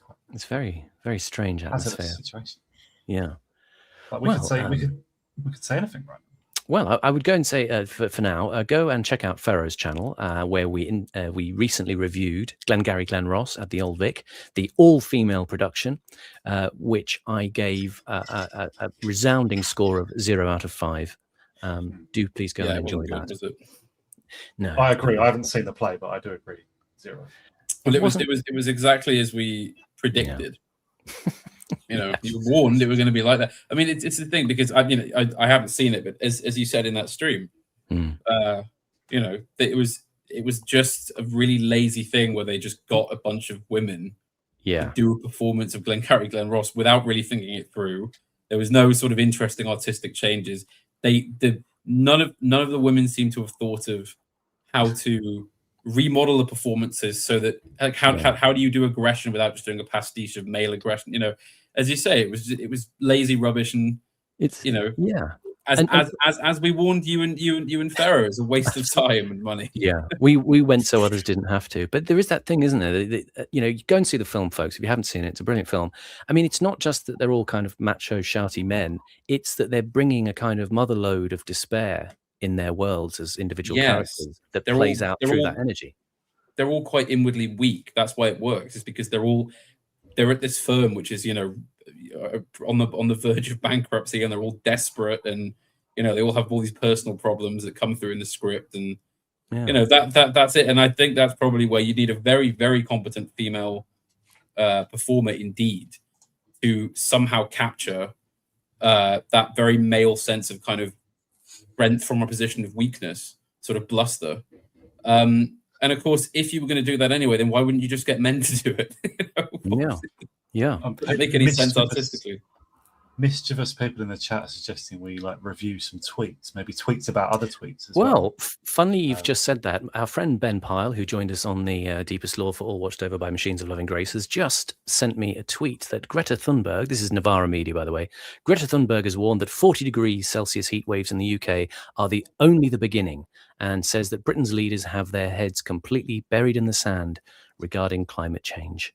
Her comments follow revelations that Labour ministers met fossil fuel industry lobbyists more than 500 times during the party's first year in power, while Labour MPs took tens of thousands of pounds in donations from oil and gas lobbyists, those naughty people in big oil.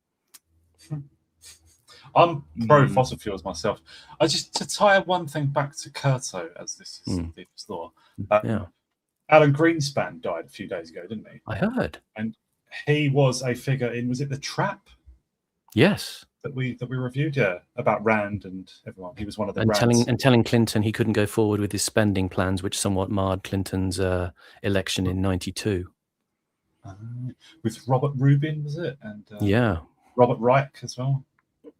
Yeah, tiny little Robert Reich. Yes, Robert Reich was like 4'8" or something. Yeah. A few feet tall. That's right. Whatever happened to him? Because he used to, during the Biden administration, he would write an article in the Guardian about 4 or 5 times a year, and it would always be that sort of the American economy is doing better than ever.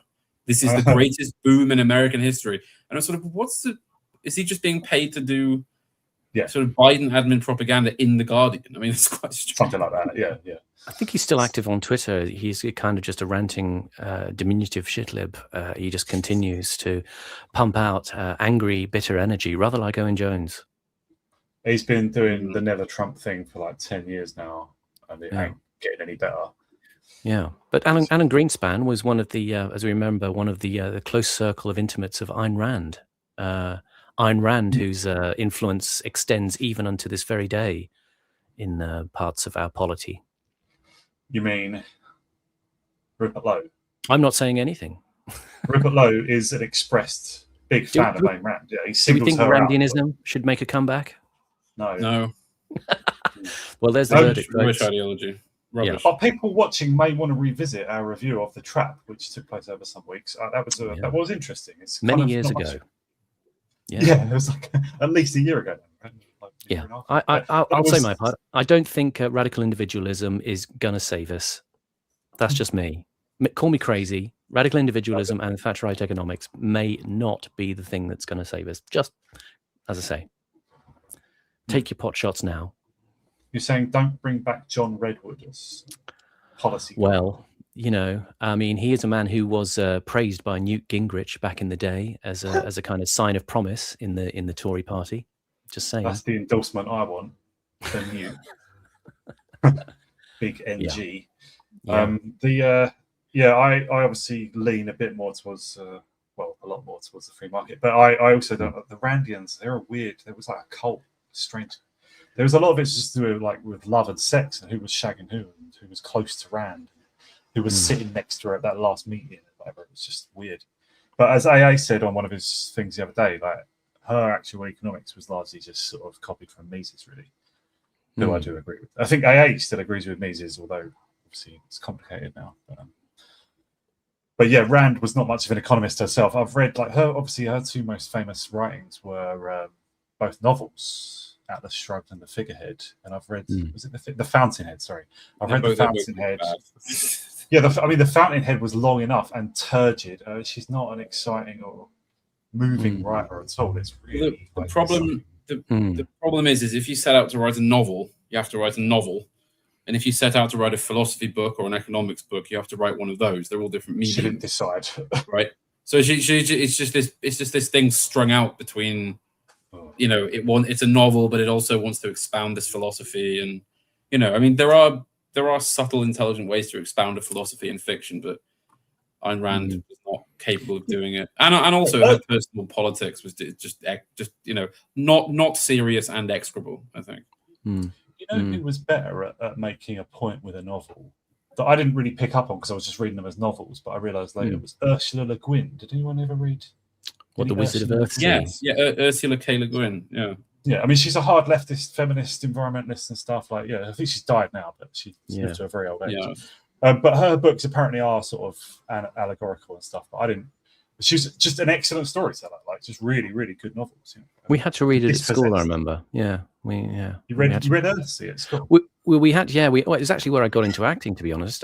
We had to dramatize a scene from it. I remember there was some kind of scene of like not like a Viking raid, but some kind of raid of people getting raided by another violent people, and it was quite good fun. And I just realized that I liked pretending to be in a different situation than my actual life. And so that's how I got into acting, from us having to read that book. There you go. We didn't do anything as good as that. We did fucking... Was it just sort of like blind, mindless violence at your school? Or my school was really tame. There was not enough fights at my school. It was boring. Oh, no. Yeah, you wanted more. It was really exciting when there was a fight. Twice in a year or something. One thing, though, just going back to Rand briefly, and I don't want to personalise the conversation around Rupert Lowe and Restore or anything like that. We have friends who are working with Restore, and we wish them all the best and all of that kind of thing.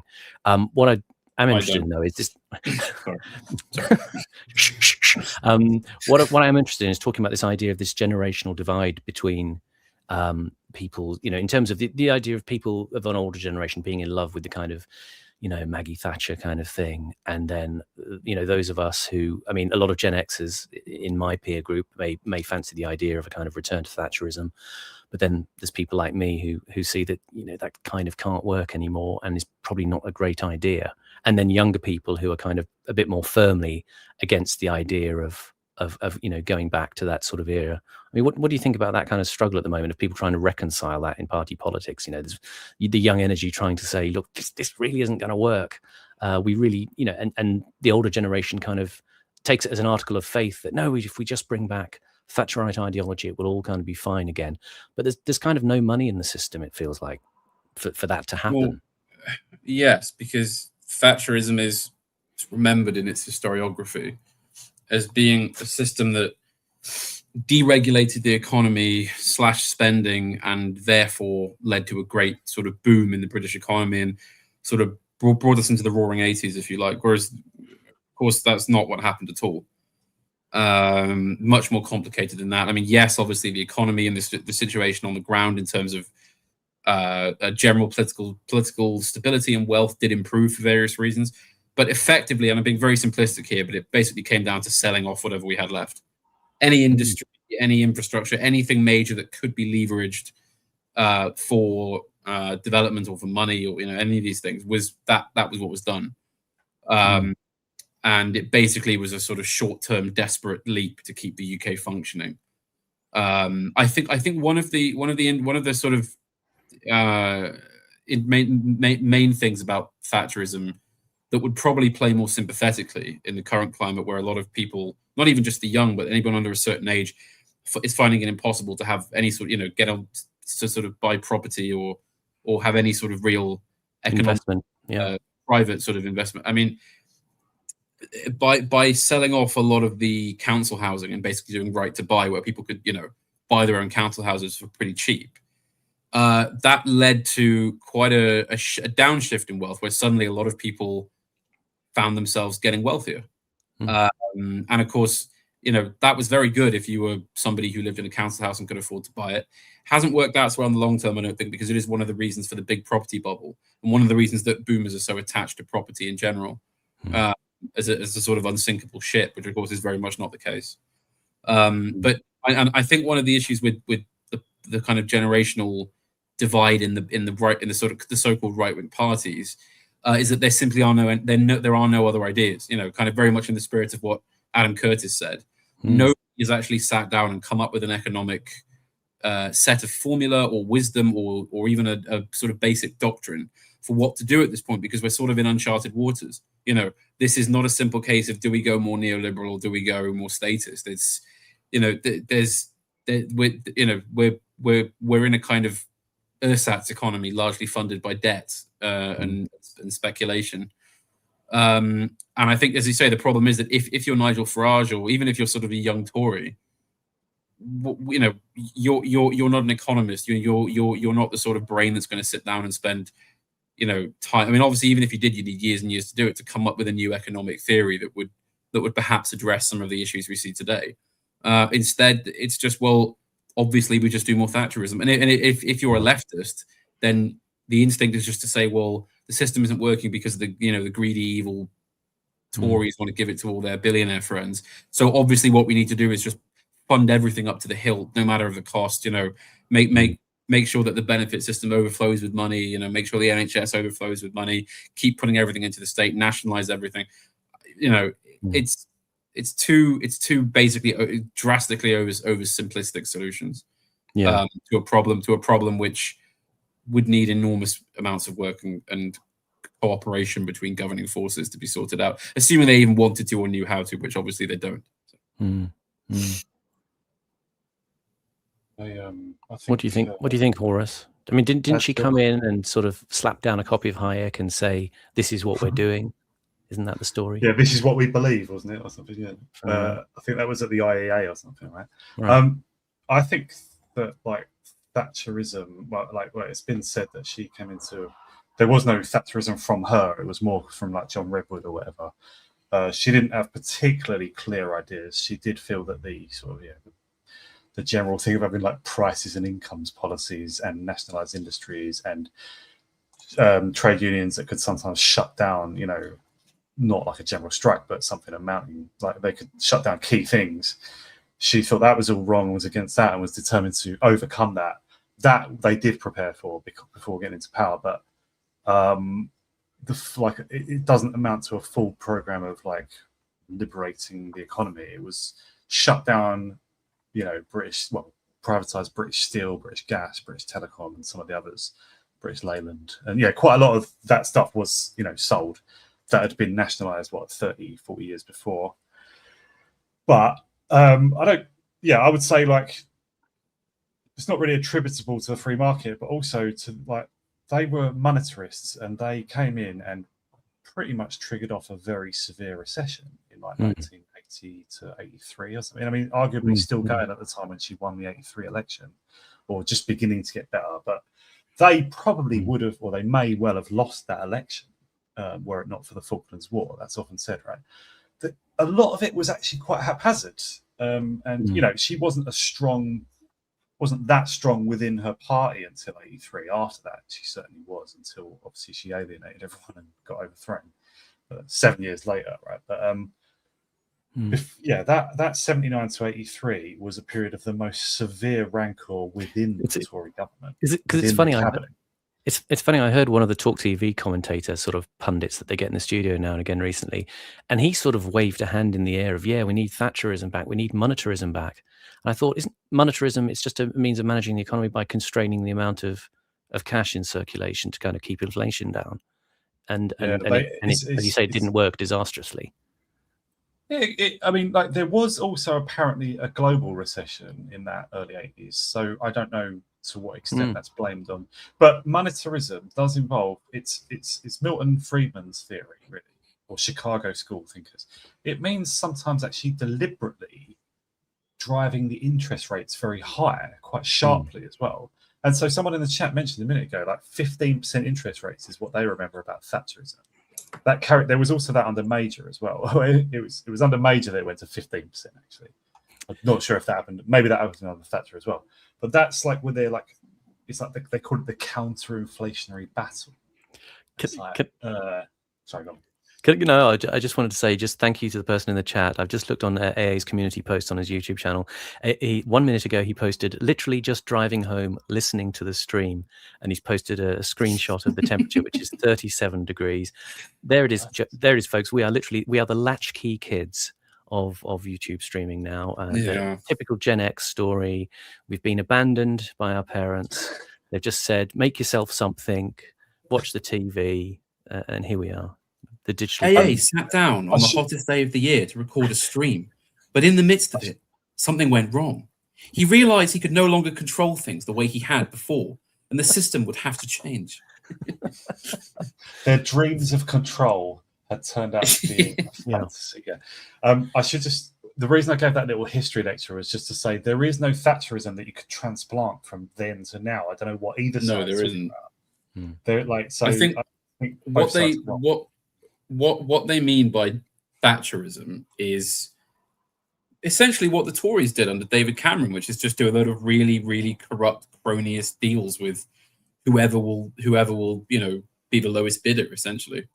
Like anyone who calls themselves a Thatcher right now, that's what they want. Yeah, that's what they want. It's because Nigel Farage, I think, is largely in it for personal gain outright. I mean, he's almost reached kind of South America sort of third world levels of political corruption, where he is just being handed millions, just as a course of action, just a normal part of his political routine.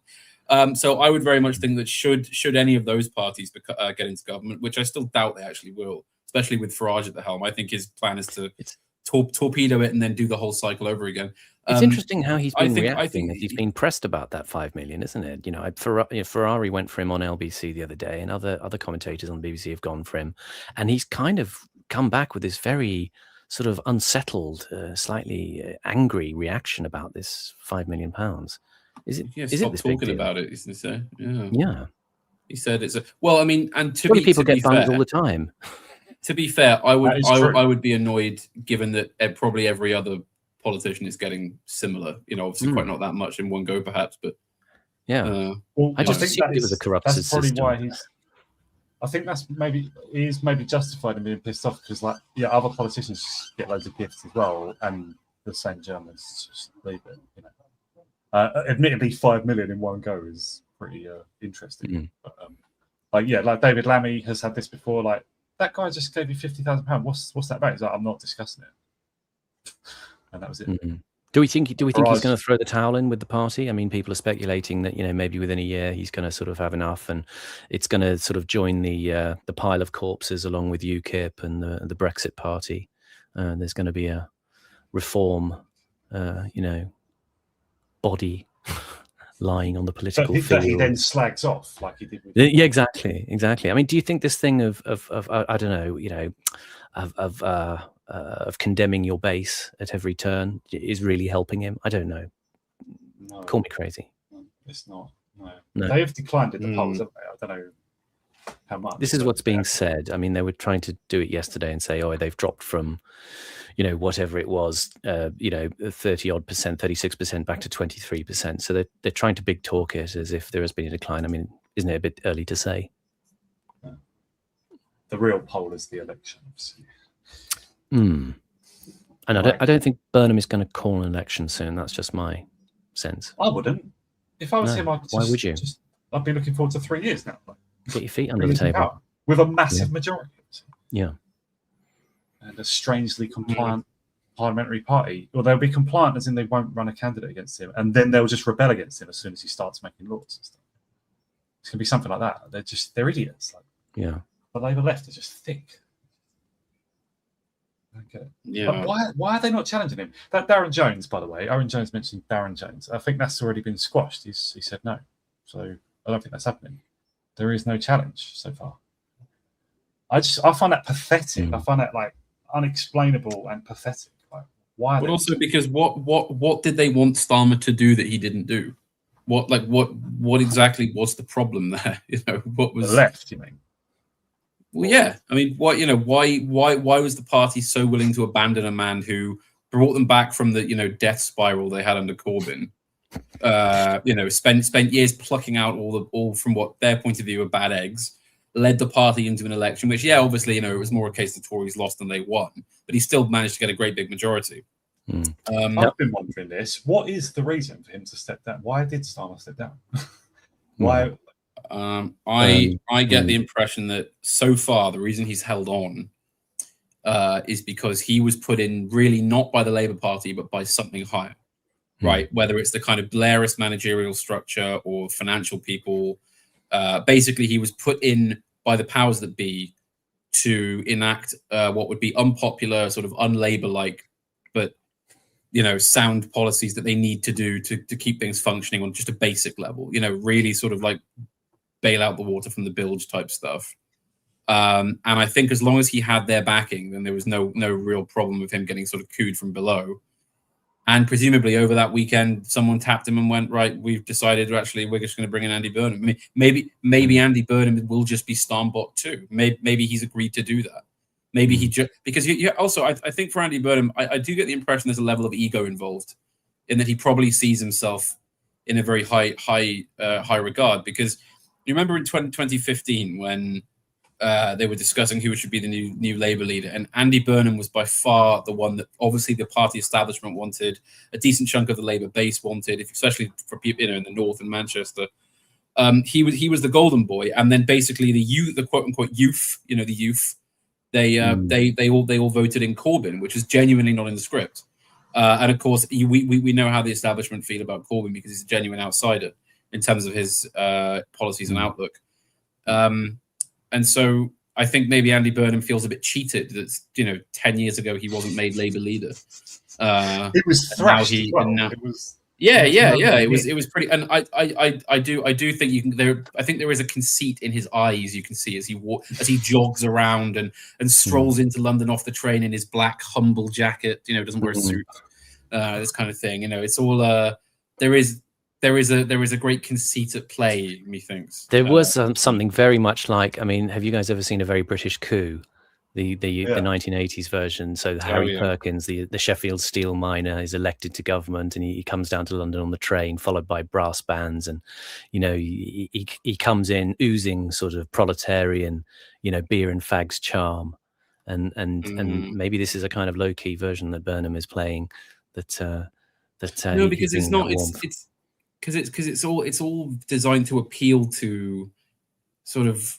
Not even Northerners or just proletarians, but sort of Islington managerial types. It's the glasses and the jeans and the jogging and the image is. Maybe I'm being too cynical, but the image is just so it smacks off. I'm the manager. I'm the manager at the bank. I'm the manager at the office. I'm the manager at the the think tank where we work. And it's not a class war project for them. It's a kind of half forgotten memory of the cool Britannia 90s when everything was nice, when everything was fine. And he's a kind of an echo of that. Do you reckon they will use 90s nostalgia? That would actually maybe make sense. I wonder. Are we going to have Battle of the Bands? Oh, only there aren't any bands left. And it'll be like Stone Roses and Morris and Johnny Marr sort of guitar jangling stuff. Well, we're also going to have to think about his instincts. In that, does he understand that he's in a political moment which is not 2015? Right. This is not the kind of sort of David Brown years he was in. This is something very different. I mean, so as an example, I mean, look what happened very soon into Starmer's premiership, where the Southport incident took place, and he immediately caused a huge cock up by treating it as if he was in 2004. Don't look back in anger. Don't be divided. All these racists, white racists, when this sort of drugged up lunatic murdered children. And of course, that was so catastrophically misjudged that he then had to backtrack and pretend to be sort of Yeah, because then he had to backtrack and pretend to be anti-immigration Keir and go, we're an island of strangers and we need to do something about all the racial alienation. And then, of course, the left of the party went bananas and have never forgiven him for that. So he immediately tanked both sides of the spectrum. He didn't do anything smart and play to either. So I wonder, is Burnham, because it's all very well to have a plan for, doing this or that bit of managerialism. What are you going to do the next time there's a Southport, or the next time there's an Islamic bombing, or the next time that the Jews and the Muslims have a big freak out in London? How will he play it? Because if you can't keep surrendering ground to the kind of reform wing of the UK as a society, because eventually they'll start pushing you out. And although maybe he feels confident because of the by-election, though, I would say that because he won by a pretty big majority, didn't he? It wasn't a case of a two-split vote or anything between Restore and Reform. It was pretty, good few thousand votes there, wasn't it? Yeah, it was comfortable. Yeah, there wasn't. Yeah, it wasn't. Yeah. The vote wasn't, because a lot of people were saying it was going to be very close. That Reform were going to sort of, they may even win type thing. But no, it seems pretty clear cut. I think he got more than half the votes or something. It was comfortable. Yeah. Has he actually laid down a plan to go then? I mean, because in all of the kind of shock and awe of the moment of him resigning, I didn't pay attention to whether he'd actually laid down a plan to say, okay, yeah, at the autumn conference, I'm going to fully go then, and they're sort of going to get their leadership contest underway in the meantime. Has that been laid out, or is he just he's just kind of going to say, yeah, I've resigned, and then he's just going to stay there for as long as he can before anybody says, well, are you going? Didn't they say it's going to be like middle of next month? They have to organise some Labour Party thing, and in July the contest starts, but the leadership process starts, I think, in about 2 weeks or a week. And the expectation is that Burnham will run unchallenged, and therefore they won't. He'll just be voted in directly. But I mean, the thing is, there is still a faint glimmer of hope in my heart, even though I know it's very unlikely that Starmer will just say, to hell with this. How dare they betray me and sort of burn the house down with an election? It would be very entertaining to see. There is a very intense authoritarian streak coming out. I've noticed on like LBC and Talk TV, when the callers are ringing in, you are getting diehard Labour types saying there's no time for debates. We've just got to get him in. There's no time for dilly dallying in opposition. Oh, it sounds like a League of Gentlemen. Yeah. Local shop. Be great. Angie will be in there when he comes in. She'll be in the House of Commons. You'll be like selling chips, for everybody. That kind of thing. That's the other thing. Is sorry, Horace. I think Starmer is going to carry on governing actively until he finishes, because he's still attending like important conferences on international stuff. So yeah, he was pushing some defence. Yeah, he still has things to do. He's still making decisions, and I wonder. I wonder what Burnham's cabinet will look like, because one of the kind of remaining glare spots on the otherwise kind of sound adults in the room Starmer government was putting people like Angela Rayner and David Lammy in, who just come off as slightly sort of wacky, sort of not very serious people. I'm sure there were lots of hard-nosed Labour bureaucrats that could have been put in there. Yeah. I suppose he has to make concessions, doesn't he? To various. Are there enough communists actually left in the Labour Party? See, right. So what I was saying about the Socialist Campaign Group before, the MPs who always used to run a left candidate. Yeah, I think they all got booted out, because Abbott got booted out, didn't she? And I'm guessing McDonnell booted out or left, or it's just nothing. It's just nothing. Corbyn was booted out, obviously. So yeah, I don't know. Sorry, I don't know if that answers your question. Yeah. Well, I mean, will they? Interesting to see an appearance from John McDonnell on the Owen Jones thing we watched. Because do you remember him when he was like the bête noire of kind of leftism, of anyone who wasn't a leftist in sort of the pre-Boris era, or the play leading up to that, where he was because it was just taken as read that, whereas Corbyn was left wing. He was an actual Maoist. He wanted to come and do all this. He was always framed as like hard man, John McDonnell. Stalinist John McDonnell. He's going to march to Buckingham. Do you remember that thing? March to Buckingham Palace and tell the Queen to resign. Do you remember that was a thing that was being trotted out on the BBC? He was going to do. It's because they do both have a history. Him and Corbyn do have a history of supporting really like revolutionary stuff. And like the IRA in the past, and like. This or that, like the Contras, or not the Contras, what I'm talking about, the Sandinistas and people like that. And, like they do support radical leftists around the world. And in terms of economics, I think McDonnell as Chancellor really would have pushed as hard as possible for full socialism. I think he, as much as the rest of his cabinet allowed, like I think he was a real deal proper red. But an actual socialist, proper socialist, I think. Yeah, he really means it. And would do as much as he could to achieve that, for real. So, like, they were right to be alarmed, but I think it's the same reason why he just couldn't get elected as well. Quite a lot of the public are aware of that. I just think, no, it's too much. Well, I think essentially the whole Corbyn thing. I mean, I look back on it sort of wistfully now because I basically see that Corbyn was obviously the superior option in terms of who should lead the country there, but. Would have been terrible, The actual reality of that would have been appalling. No, but it. I think it actually would have been better than the one we got. I would hedge my bets and say that but how can you be more of a traitor than Boris Johnson? How can you be more of a traitor than Rishi Sunak, Horace? Corbyn would probably create some sort of backwards looking but sort of still very nationalist, like 70s socialist country, basically, which we'd be poor and things would be quite rough, and probably like woke wouldn't go away or whatever, but at least we wouldn't have got just being sold out to foreign interest groups and having millions of immigrants purely to grease the wheels at the Financial Times. I mean, I think that last bit is bollocks, I agree with you. Apart from that, it's true. It's true. He said that. He said that in an interview. Well, Cummings said that. He said that as well. But like, I don't think that's the real reason he did it. It's not actually good for the FT. I think that's just a lib. Just to the chap in the chat who's asking where is AA.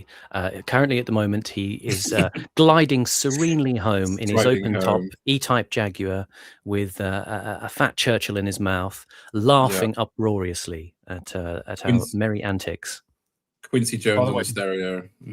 Like, we can drop off the stream, but we can't end the stream. So it would just be sitting there blank if we drop courage, comrades, courage. Come on. We're actually sort of fulfilling our responsibilities by continuing. We are. We're actually putting the time in. Sorry. There was a point there beyond the Corbyn thing. That was a bit of a sidetrack. It was just. I mean, if Andy Burnham is going in a more socialist direction, then is there going to be a resurgence of people like McDonnell, essentially? Because all anyone actually knows about Burnham's stated prime ministerial policy is that he'll just do nationalisation, and he very studiously avoids immigration, and he hasn't said much about the foreign world other than that he apparently is a big Israel supporter, but I don't know what the these Israel links have me interested. As I mentioned, Jody McIntyre I think he's a leftist journalist, but he covers in great detail in the first place Starmer and now Burnham, all their different links to Israel, and there are like spies. I think they're spies probably working for him, or just well, not, they don't have to be spies. They don't even have to be working for the Israeli state. Just people who are basically loyal to the Zionist cause and the Zionist idea. Burnham is already surrounded by them, by the looks of it, including James Purnell and Josh Simons, and there'll be others as well. Josh Simons brings that whole crew that was Labour Together, that has now renamed itself, that is perhaps implicated in some weird scandal. Josh Simons was trying to get somebody to spy on journalists for some reason. I don't know what this was about, but it's this much overlooked story, but it might come up again. He's already got bad people gathering around. Just spy on journalists. I mean, not beat them up like Boris Johnson is alleged to have asked for. Remember when Boris Johnson shouldered a child to the ground as well? Oh yes. Yes. It was funny. It wasn't vicious. It was. I see they're trying to rehabilitate him with he had a completely fatuous performance on some podcast I was watching yesterday. It was GB News, wasn't it? and Christopher Hope had him on, and his hair was even more artfully ruffled than usual, and he was just not saying any. Incredible performance. This 2-part, blockbuster interview they were selling it as, and he just managed to say absolutely nothing. It was all and he says nothing at all for the whole interview. You're just trying to avoid actually, well, were you responsible for the Boris web? Oh, well, oh, come on. There's people online who are trying to say, fucking rat. I hate him more than any other living politician there is. They let him off so lightly. Yeah. But there's people who, if he sort of started coming back into Parliament or something, there'd be a back Boris crew up and running on Twitter and everywhere immediately. Like, there's people who want to like him. Yeah, I hate the way the British centre right fall for that bogus kind of overstuffed sofa charm that he does, and they think he's some kind of rackety old character from the days when lords would sit at home, drinking the wine and getting a nice case of gout, and being sort of uproariously sort of charming and outrageous in some way, but throwing in the odd Latin tag now and again, it kind of doesn't cut it for me in terms of being a modern statesman. No, and I also hate the way that the left and kind of liberal types all fall for the kayfabe as well. These bloody Bullingdon Eton tops ruining the country. It's all part of the same game, and both sides fall for it every single time. Because you need the other side to hate you as much as you need your side to love you for it to work. It's all calculated. Even the thing with the hair and wearing like sort of ill-fitting weird clothes. It's all cynical. It's all cynically calculated. And the left obediently oppose him on the wrong grounds, right? Always. They hate him for all the wrong reasons. Yeah, as though assigned that task. Yeah, it's amazing. Yeah, fighting caricatured enemies. Yeah, exactly. Yeah. It's kayfabe, as I would say. Awful. So AA would be proud that we've arrived at that realization. It's kind of compatible with elite theory. Buy it now. No, what's the course? Foundations of Politics. Buy it now. Yes. So I don't know why I'm doing adverts for AA for free, but he can do his own adverts. He can come back and do this. Scorcher. This is how he's done it. He's worked his way into our minds now, and we're literally replicating his commercial model for him without him having to lift a finger. A wry smile playing about his face as he's pulling into the gravel drive of his elite country pad, and having a nice life, and doing something else. Reminds me of Alan Partridge says at one point, I live in pretty salubrious digs. I'm just thinking of AA. gravel path, open top like Aston Martin. I'm thinking, singing Goldfinger on his way. Gosh. But the left do when you said that about the left, sort of they fall for the Bullingdon, that's the thing to hit him for. I think of some of the left, so AA started doing top of the slops now, and he circulates around quite a lot of the same channels I've tried out in the past, because I want to hear from interesting leftists, right? So I've watched a different bias before. You guys have seen this clips on AA's channel. Mm-hmm. Just not much insight there. It's just really, really standard sort of left-leaning, but not very interesting. And then there's that Damo Kerno, right? Cornish Damien, I guess. Again, it's like, well, he's reading out a script anyway. It's like, no, you're falling for the dumb version of the right. Like, you're falling for the dumb reading of the right. You're not really hitting it.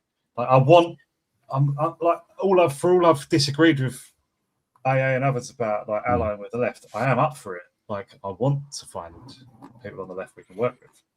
Yeah, but they keep letting us down. I think they keep up their kayfabe, don't they? I think the only real bridge that could be made is possibly if you could say, look, you want all your social welfare sort of hubs and things to be kept well funded. You want things to run efficiently. You want to make sure the people of the country are looked after, the workers have a fair go. All right. Well, we'll do that. And we'll do that. We'll conspire against international finance, the capitalists who you hate, who are constantly forcing us to import millions and millions of poor, third world wage laborers to come here and do things like serve coffee and Pret. Just to keep this rotten economy going. Let's reverse that policy. We'll give you what you want, you give us what we want. But I mean, obviously, the minute they hear that, they probably just say, well, no, you can't, racist, or you're going to have to deport people, or whatever. Probably just naive. But I would think that from a policy, from a sort of grand strategy point of view, if you were there with, if you were in power and you were trying to make deals with kind of leftist parties, that would be the obvious one, right?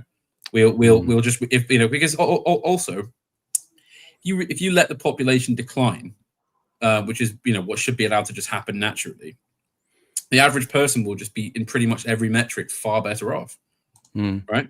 So enough of this constant inflation of the number of people, and there'll be a lot less struggling and a lot less poverty, essentially, because wages will be forced to rise. And because of that question hanging pregnantly in the air, I know it's on the minds of everybody in the chat, but Panama, is a return to feudal aristocracy on the cards anytime soon? No, it isn't. And there's several reasons for that. Yeah. One of which is that the economic system isn't there. Having a plague could help, though, couldn't it? A plague could help, but the great landowning estates simply don't. You can't support the wealth that you once could on them, and also the what we might call cynically human capital simply isn't there. In that, have you met a member of the aristocracy in the recent years, Simon? They're awful. Only you. Dreadful. Well, natural aristocrat. Nice one. Yeah, exactly. No, but I mean, they are genuinely dreadful. For the most part, I mean, occasionally you'll get someone on Twitter who kind of wheels out some nice old peer, who still has his sort of tweed jumper in his little house and his Range Rover, and I care about my country terribly much. You do get those sort of nice ones, but for the most part, they're clueless, or they're just outwardly destructive and rude, and they don't care for anything. They're very petty people, a lot of them. I mean, they really do get off on the fact they can get away with living a certain lifestyle. Yeah. And to be honest, when I said title and whatnot, when I said having a plague, actually, that's probably not very wise from the point of view of having a feudal aristocracy, is it? Because that introduces the leverage of wage bargaining with the reduction in available labor. I should be remembering my well, that is what I want to happen. That is what I want to happen. I would like for the population to be allowed to decline, and as a result, companies will have to, the labor market will become fairer. It'll become much fairer. I don't really understand any kind of quote unquote, free market resistance on this idea. I mean, the population is declining, but it's only qualitatively, isn't it? Not quantitatively. Well, it's the population is. Yeah. Well, yes. I mean, that's another thing. Is obviously if you'd have to enforce a kind of moral re-strengthening of Britain if you were in power. Discipline, hierarchy. Do we know where the word, or when the word aristocracy started to be used to describe what it does now? It's a Greek word, aristoi. It goes all the way back to Plato, I think, and Aristos means. But say in Tudor times, were the aristocrats? Did they see themselves as the aristocracy, or did anyone describe them as the aristocracy, or is that more you would have seen the word in. The nobility, sort of, with like learned people would have used the word in their writings. I don't think they would have used it in kind of common parlance. Because etymologically, it's like been inverted, right? It meant like rule of the superior, didn't it? In a good way, like a complimentary. Aristos means best of its kind. Right. So best and of. Now they are like often thought of as like inbred, dim, corrupt, like out of touch, like anything but superior or best, right? It's because the usage of the word has evolved from its literal meaning to a kind of adjective. Someone's an aristocrat if they appear to live in a certain way and like their ancestors were landed or something. Yeah. I mean, was landed gentry more of kind of the Aravisti, the middle class, who had become to own land, especially in the Industrial Revolution. Gentry generally refers to that lower rank of landowners. People who are comfortable and independent, but they own, sort of, you know, large farms rather than estates, you know, with the palaces and things. The industrialist who said, "I may not be a gentleman, but I can buy a gentleman." Yes, exactly. And the aristocracy that we have had since the Tudor era, what is basically the modern peerage, of course, were pretty much all made that way because of the dissolution of the monasteries. In that most of the land, or a huge amount of the land, was held by the ecclesiastical authority, and a lot of peasants lived on property owned by the church, and of course, it was then delivered into private hands, and common land was enclosed over the next few hundred years, and so forth. So, the actual kind of the idea of this powerful sort of palace living, landowning caste is actually relatively recent. In how it took shape. But yes. Okay, yeah, because the word it's a joke to apply that word to the so-called aristocrats of now, right? Yeah. Oh yes. They're not the best at anything. They're not even the best at like, you know, aristocratic sports like shooting or whatever. You see, I'm kind of fascinated with the theatrical nature of the aristocracy, the kind of the rituals and events and things like that. I mean, I've never been to the Henley Regatta, and I don't know what it's like to be on a grouse shoot, but I'm sort of interested in sort of seeing that sort of side, if it's there. A straw boater? Well, I don't. I couldn't get away with that. You know, I'm not expensive enough to warrant that kind of headgear. But I do wonder where it still resides, that kind of ancient sort of society, or, you know, with its, as I say, its ritual and its seasons and its you know, its interests. Oh, it's still there. It's you can, you know, I mean, none of it's gone away. It did go behind closed doors a bit, but the problem is, you wouldn't find anything there that you wouldn't find at some very middle class kind of, you know, sort of society event. It's just people being very vain and being very petty, and it's largely an excuse for the women to pick at each other and, you know, kind of be very snobby and kind of indulge in. No, it is. It really is. I've been to. I used to go to Henley a lot back in the day. I did actually once wear a straw boater, funny enough. But I you know, and you know, shoots and races and things. But you know, you do meet a lot of people who are, you know, just perfectly nice, and you know, a lot of the time they just they have the same sweep of character and intelligence as most people. They just happen to also have titles and have, you know, had a different background, to be honest. A lot of them aren't necessarily that remarkable, which tends to disappoint people on the right, in the sense that they're kind of hoping that somewhere there's this backspring of, you know, really intelligent, civic kind of Duke of Wellington type peers that might come forth if things change. But I'm afraid that's just not the case. Even the ones I've met for whom I have a great respect are not any more particularly intelligent or able or, you know, willing to, you know, that. What are they supposed to do, you know, to change things? And of course, for a lot of them, there's no incentive to, because the system, if you're living in a system that allows you to have a title and a big estate and lots of money and a very nice lifestyle, why would you go trying to change it? Why would you go knocking? Speaking of which, of a very nice lifestyle, update as of 5 minutes ago, Academic Agent tell us in the chat, he does not have a mic at home. So even if he wanted to, he could not enter the stream and govern it with the rod of iron to which we are accustomed. So we are in a kind of we are in a liminal void at the moment, awaiting a sort of axe to fall, but maybe it will never come. No, it never can't join on his phone at home. He said no, he can't access it through his phone. I mean, he's very conveniently followed the Blair path, the true shining Blair path of not allowing that work-life balance to become disrupted by being able to have things like phones dictate the path of your life. It's Harold Pinter's deepest law. So. Why is that? Well, just because it's sort of liminal, you know. We're just sat here talking about nothing, you know, about I've never seen any Harold Pinter plays. Okay, like, so is that what his plays are like? Well, I'm being stereotypical there. There's actually quite a big suite to his plays. I mean, obviously, my favorite is the good old fashioned birthday party. That's just an amazing piece of drama. We should, Simon, we should do like a review. Of the birthday party. We should do like a long form. We get really deep, you know, couple of hours analysis of what this of the Billy about, Friedkin film. Yeah. Yeah, I think we should use the Friedkin film as the kind of the base, because I don't think there's any deviations from the text. So it's well, and very often, like we showed with the Glengarry Glen Ross. I mean, it would have been just more interesting to review the film again, really, than to see the revival. No, AA still 10 minutes away from home, by the way. That's the latest update. The film is on YouTube, I think, so we may be able to get away with having it on stream. Sorry, what? Without getting done for copyright. William Friedkin done a famous film that I've seen. What's The Exorcist? The Exorcist. I haven't seen that. Yeah. Sorcerer. It's very good. Yeah, but his version of the birthday party with Robert Shaw, as of Jaws fame, is very, very Sidney good. Taffler. Sid Taffler and Patrick McGee. Patrick McGee, yeah, that's right.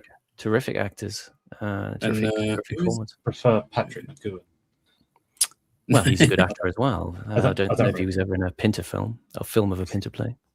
I am not a number. There's another William Friedkin film I've seen. Sure. Did he do like? I don't know. I'll look it up. He was also born on the same day as Uwe Boll as well. Apparently, I saw that in the interview last night. No, William Friedkin. I was going to say, no, he's that old. His birthday was a few days ago, and it was the same birthday as William Friedkin, and he was quite pleased about it. So, yeah. There you go. Proof that talent is not distributed equally. True. When it comes to when you're born. We don't believe in equality because it's just not real. There is no equality. That's fine. Yeah. It's fine to be unequal. Apparently, he also directed The French Connection, which I have seen. Yeah. Yes. Yeah. No, he's apparently he's a doctor of literature as well. Is Uwe Boll. My favourite Pinter play, I will say, is The Hot House, because I was in a production of it and I played the sinister assistant Gibbs, to the man who runs a sort of Sovietized mental institution, because my character ends up killing everybody at the end, and that was quite good fun. You enjoyed that. You channeled into your inner rage and bitterness at the existence of life. Sadistic glee. Like Jack Nicholson in The Shining. And then I had to come on and make an excuse to a bureaucrat as to why everybody died at the end, which was good fun. Yeah. They just fell onto a knife, that kind of thing. So they slipped on the way to the shower, that sort of stuff. Tripped and fell on his own axe. That's right. Shot himself in the back of the head with a rifle. It must have been suicide. 3 times. Harold Pinter won a Nobel Prize or something. That's right. Didn't he? Made a very well-noted address to the world. So he didn't go to the ceremony, did he? He made a video address, I think. Yes. I seem to remember watching it. This is about Libya or something. I think the Iraq occupation. Was it? I think this was about 2004 or 5. 2005, I reckon. Art, Truth and Politics in 2005 it was called, yes. And he was talking about US and British foreign policy of Iraq, as the invasion was a bandit act and state terrorism. Yeah, it was really scathing. I remember at the time, I was like, who's this guy? I didn't know who he was at the time. Yeah. He was really laying into it. Old Harold didn't sit on the fence. He's he probably, sorry. Go on. He's of that same mold as Corbyn, I would think, kind of old school London, socialist. Because I think that's probably why Corbyn got a lot of flack for his support of things like Hamas and the IRA, is because to him that's not controversial. That's just what those people are like, isn't it? They always care about what's happening thousands of miles away. Very very close to their own hearts. I mean, Pinter was always getting flack for that because he'd always be sat in some bar at the apex of his fame and respect, on the verge of a Nobel Prize. What's wrong, Harold? Have you seen what they're doing in Bougainvillea? Have you seen what they're doing in Libya? This guy, and it did become mawkish, kind of. Come on, Harold. But he's a fascinating example of that old London tough guy left. There's something and something about Pinter and his frame as well that was very intimidating. I mean, I remember I sent you Panama that. Look it up on YouTube, guys, if you haven't seen it. It's a very short Pinter play called One for the Road, where he plays a very nasty man, but in very, very good, intimidating style. Yes. Have I told the story on this stream about when my dad nearly got in a fight with Harold Pinter? No. It outside some club or something in London quite a while ago. I mean, Pinter was pretty old by then. I mean, it must have been the 80s or something. He was, getting on. You might have told this story. Well, maybe. Well, but essentially, it was Pinter was being dragged out of a club for being extremely rude to a waitress, and my dad shouted something funny at him, and he sort of went, "Oh, come on, then, come on," because that's what he was like. He would go out to brawl. I mean, he spent his youth as a sort of Jew in 1950s London, brawling people, and We are being told to say our goodbyes, gentlemen. AA has said that the stream will end very soon. There are several super chats. I will leave those for AA to read on the next occasion, and we will sort of, I guess, make up our winding up comments. I'm afraid. What do we want to say? As if we were going to be cut off forever. I recommend, if you want to be part of like the conversation and keep up with events, just get on Twitter and use Twitter a lot, basically. Twitter is great. I love Twitter. I go on and off it. I'm never going to leave. But yeah, thanks AA for having us on involuntarily. Thanks to everyone in the audience. I'm on Substack at eternalhorrors.substack.com. Cheers, everyone. Well, this is a new record for least amount of Curtis watched, I think. We are 0 Curtis today. 0. So it's like the Chernobyl of Curtis. It's melted unless down. There's a way to get. Can we get minus Curtis? Is that possible? We haven't been in negative Curtis for a while. That's usually negative Curtis is where there's far more digression than there is Curtis, but we are in simply 0 Curtis. Okay. But Panama, do you have anything to shill before you go at all? No. I will plan with Simon this deep dive into Harold Pinter's sinister masterpiece, The Birthday Party.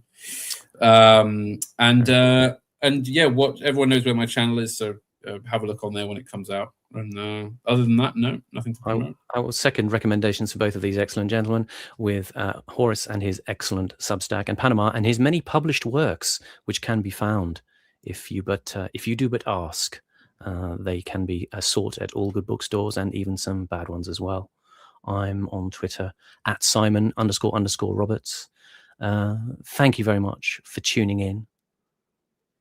What goes on in this town is none of your business. As long as I'm living here, it is. Then maybe you shouldn't be living here! Well, that's easily fixed.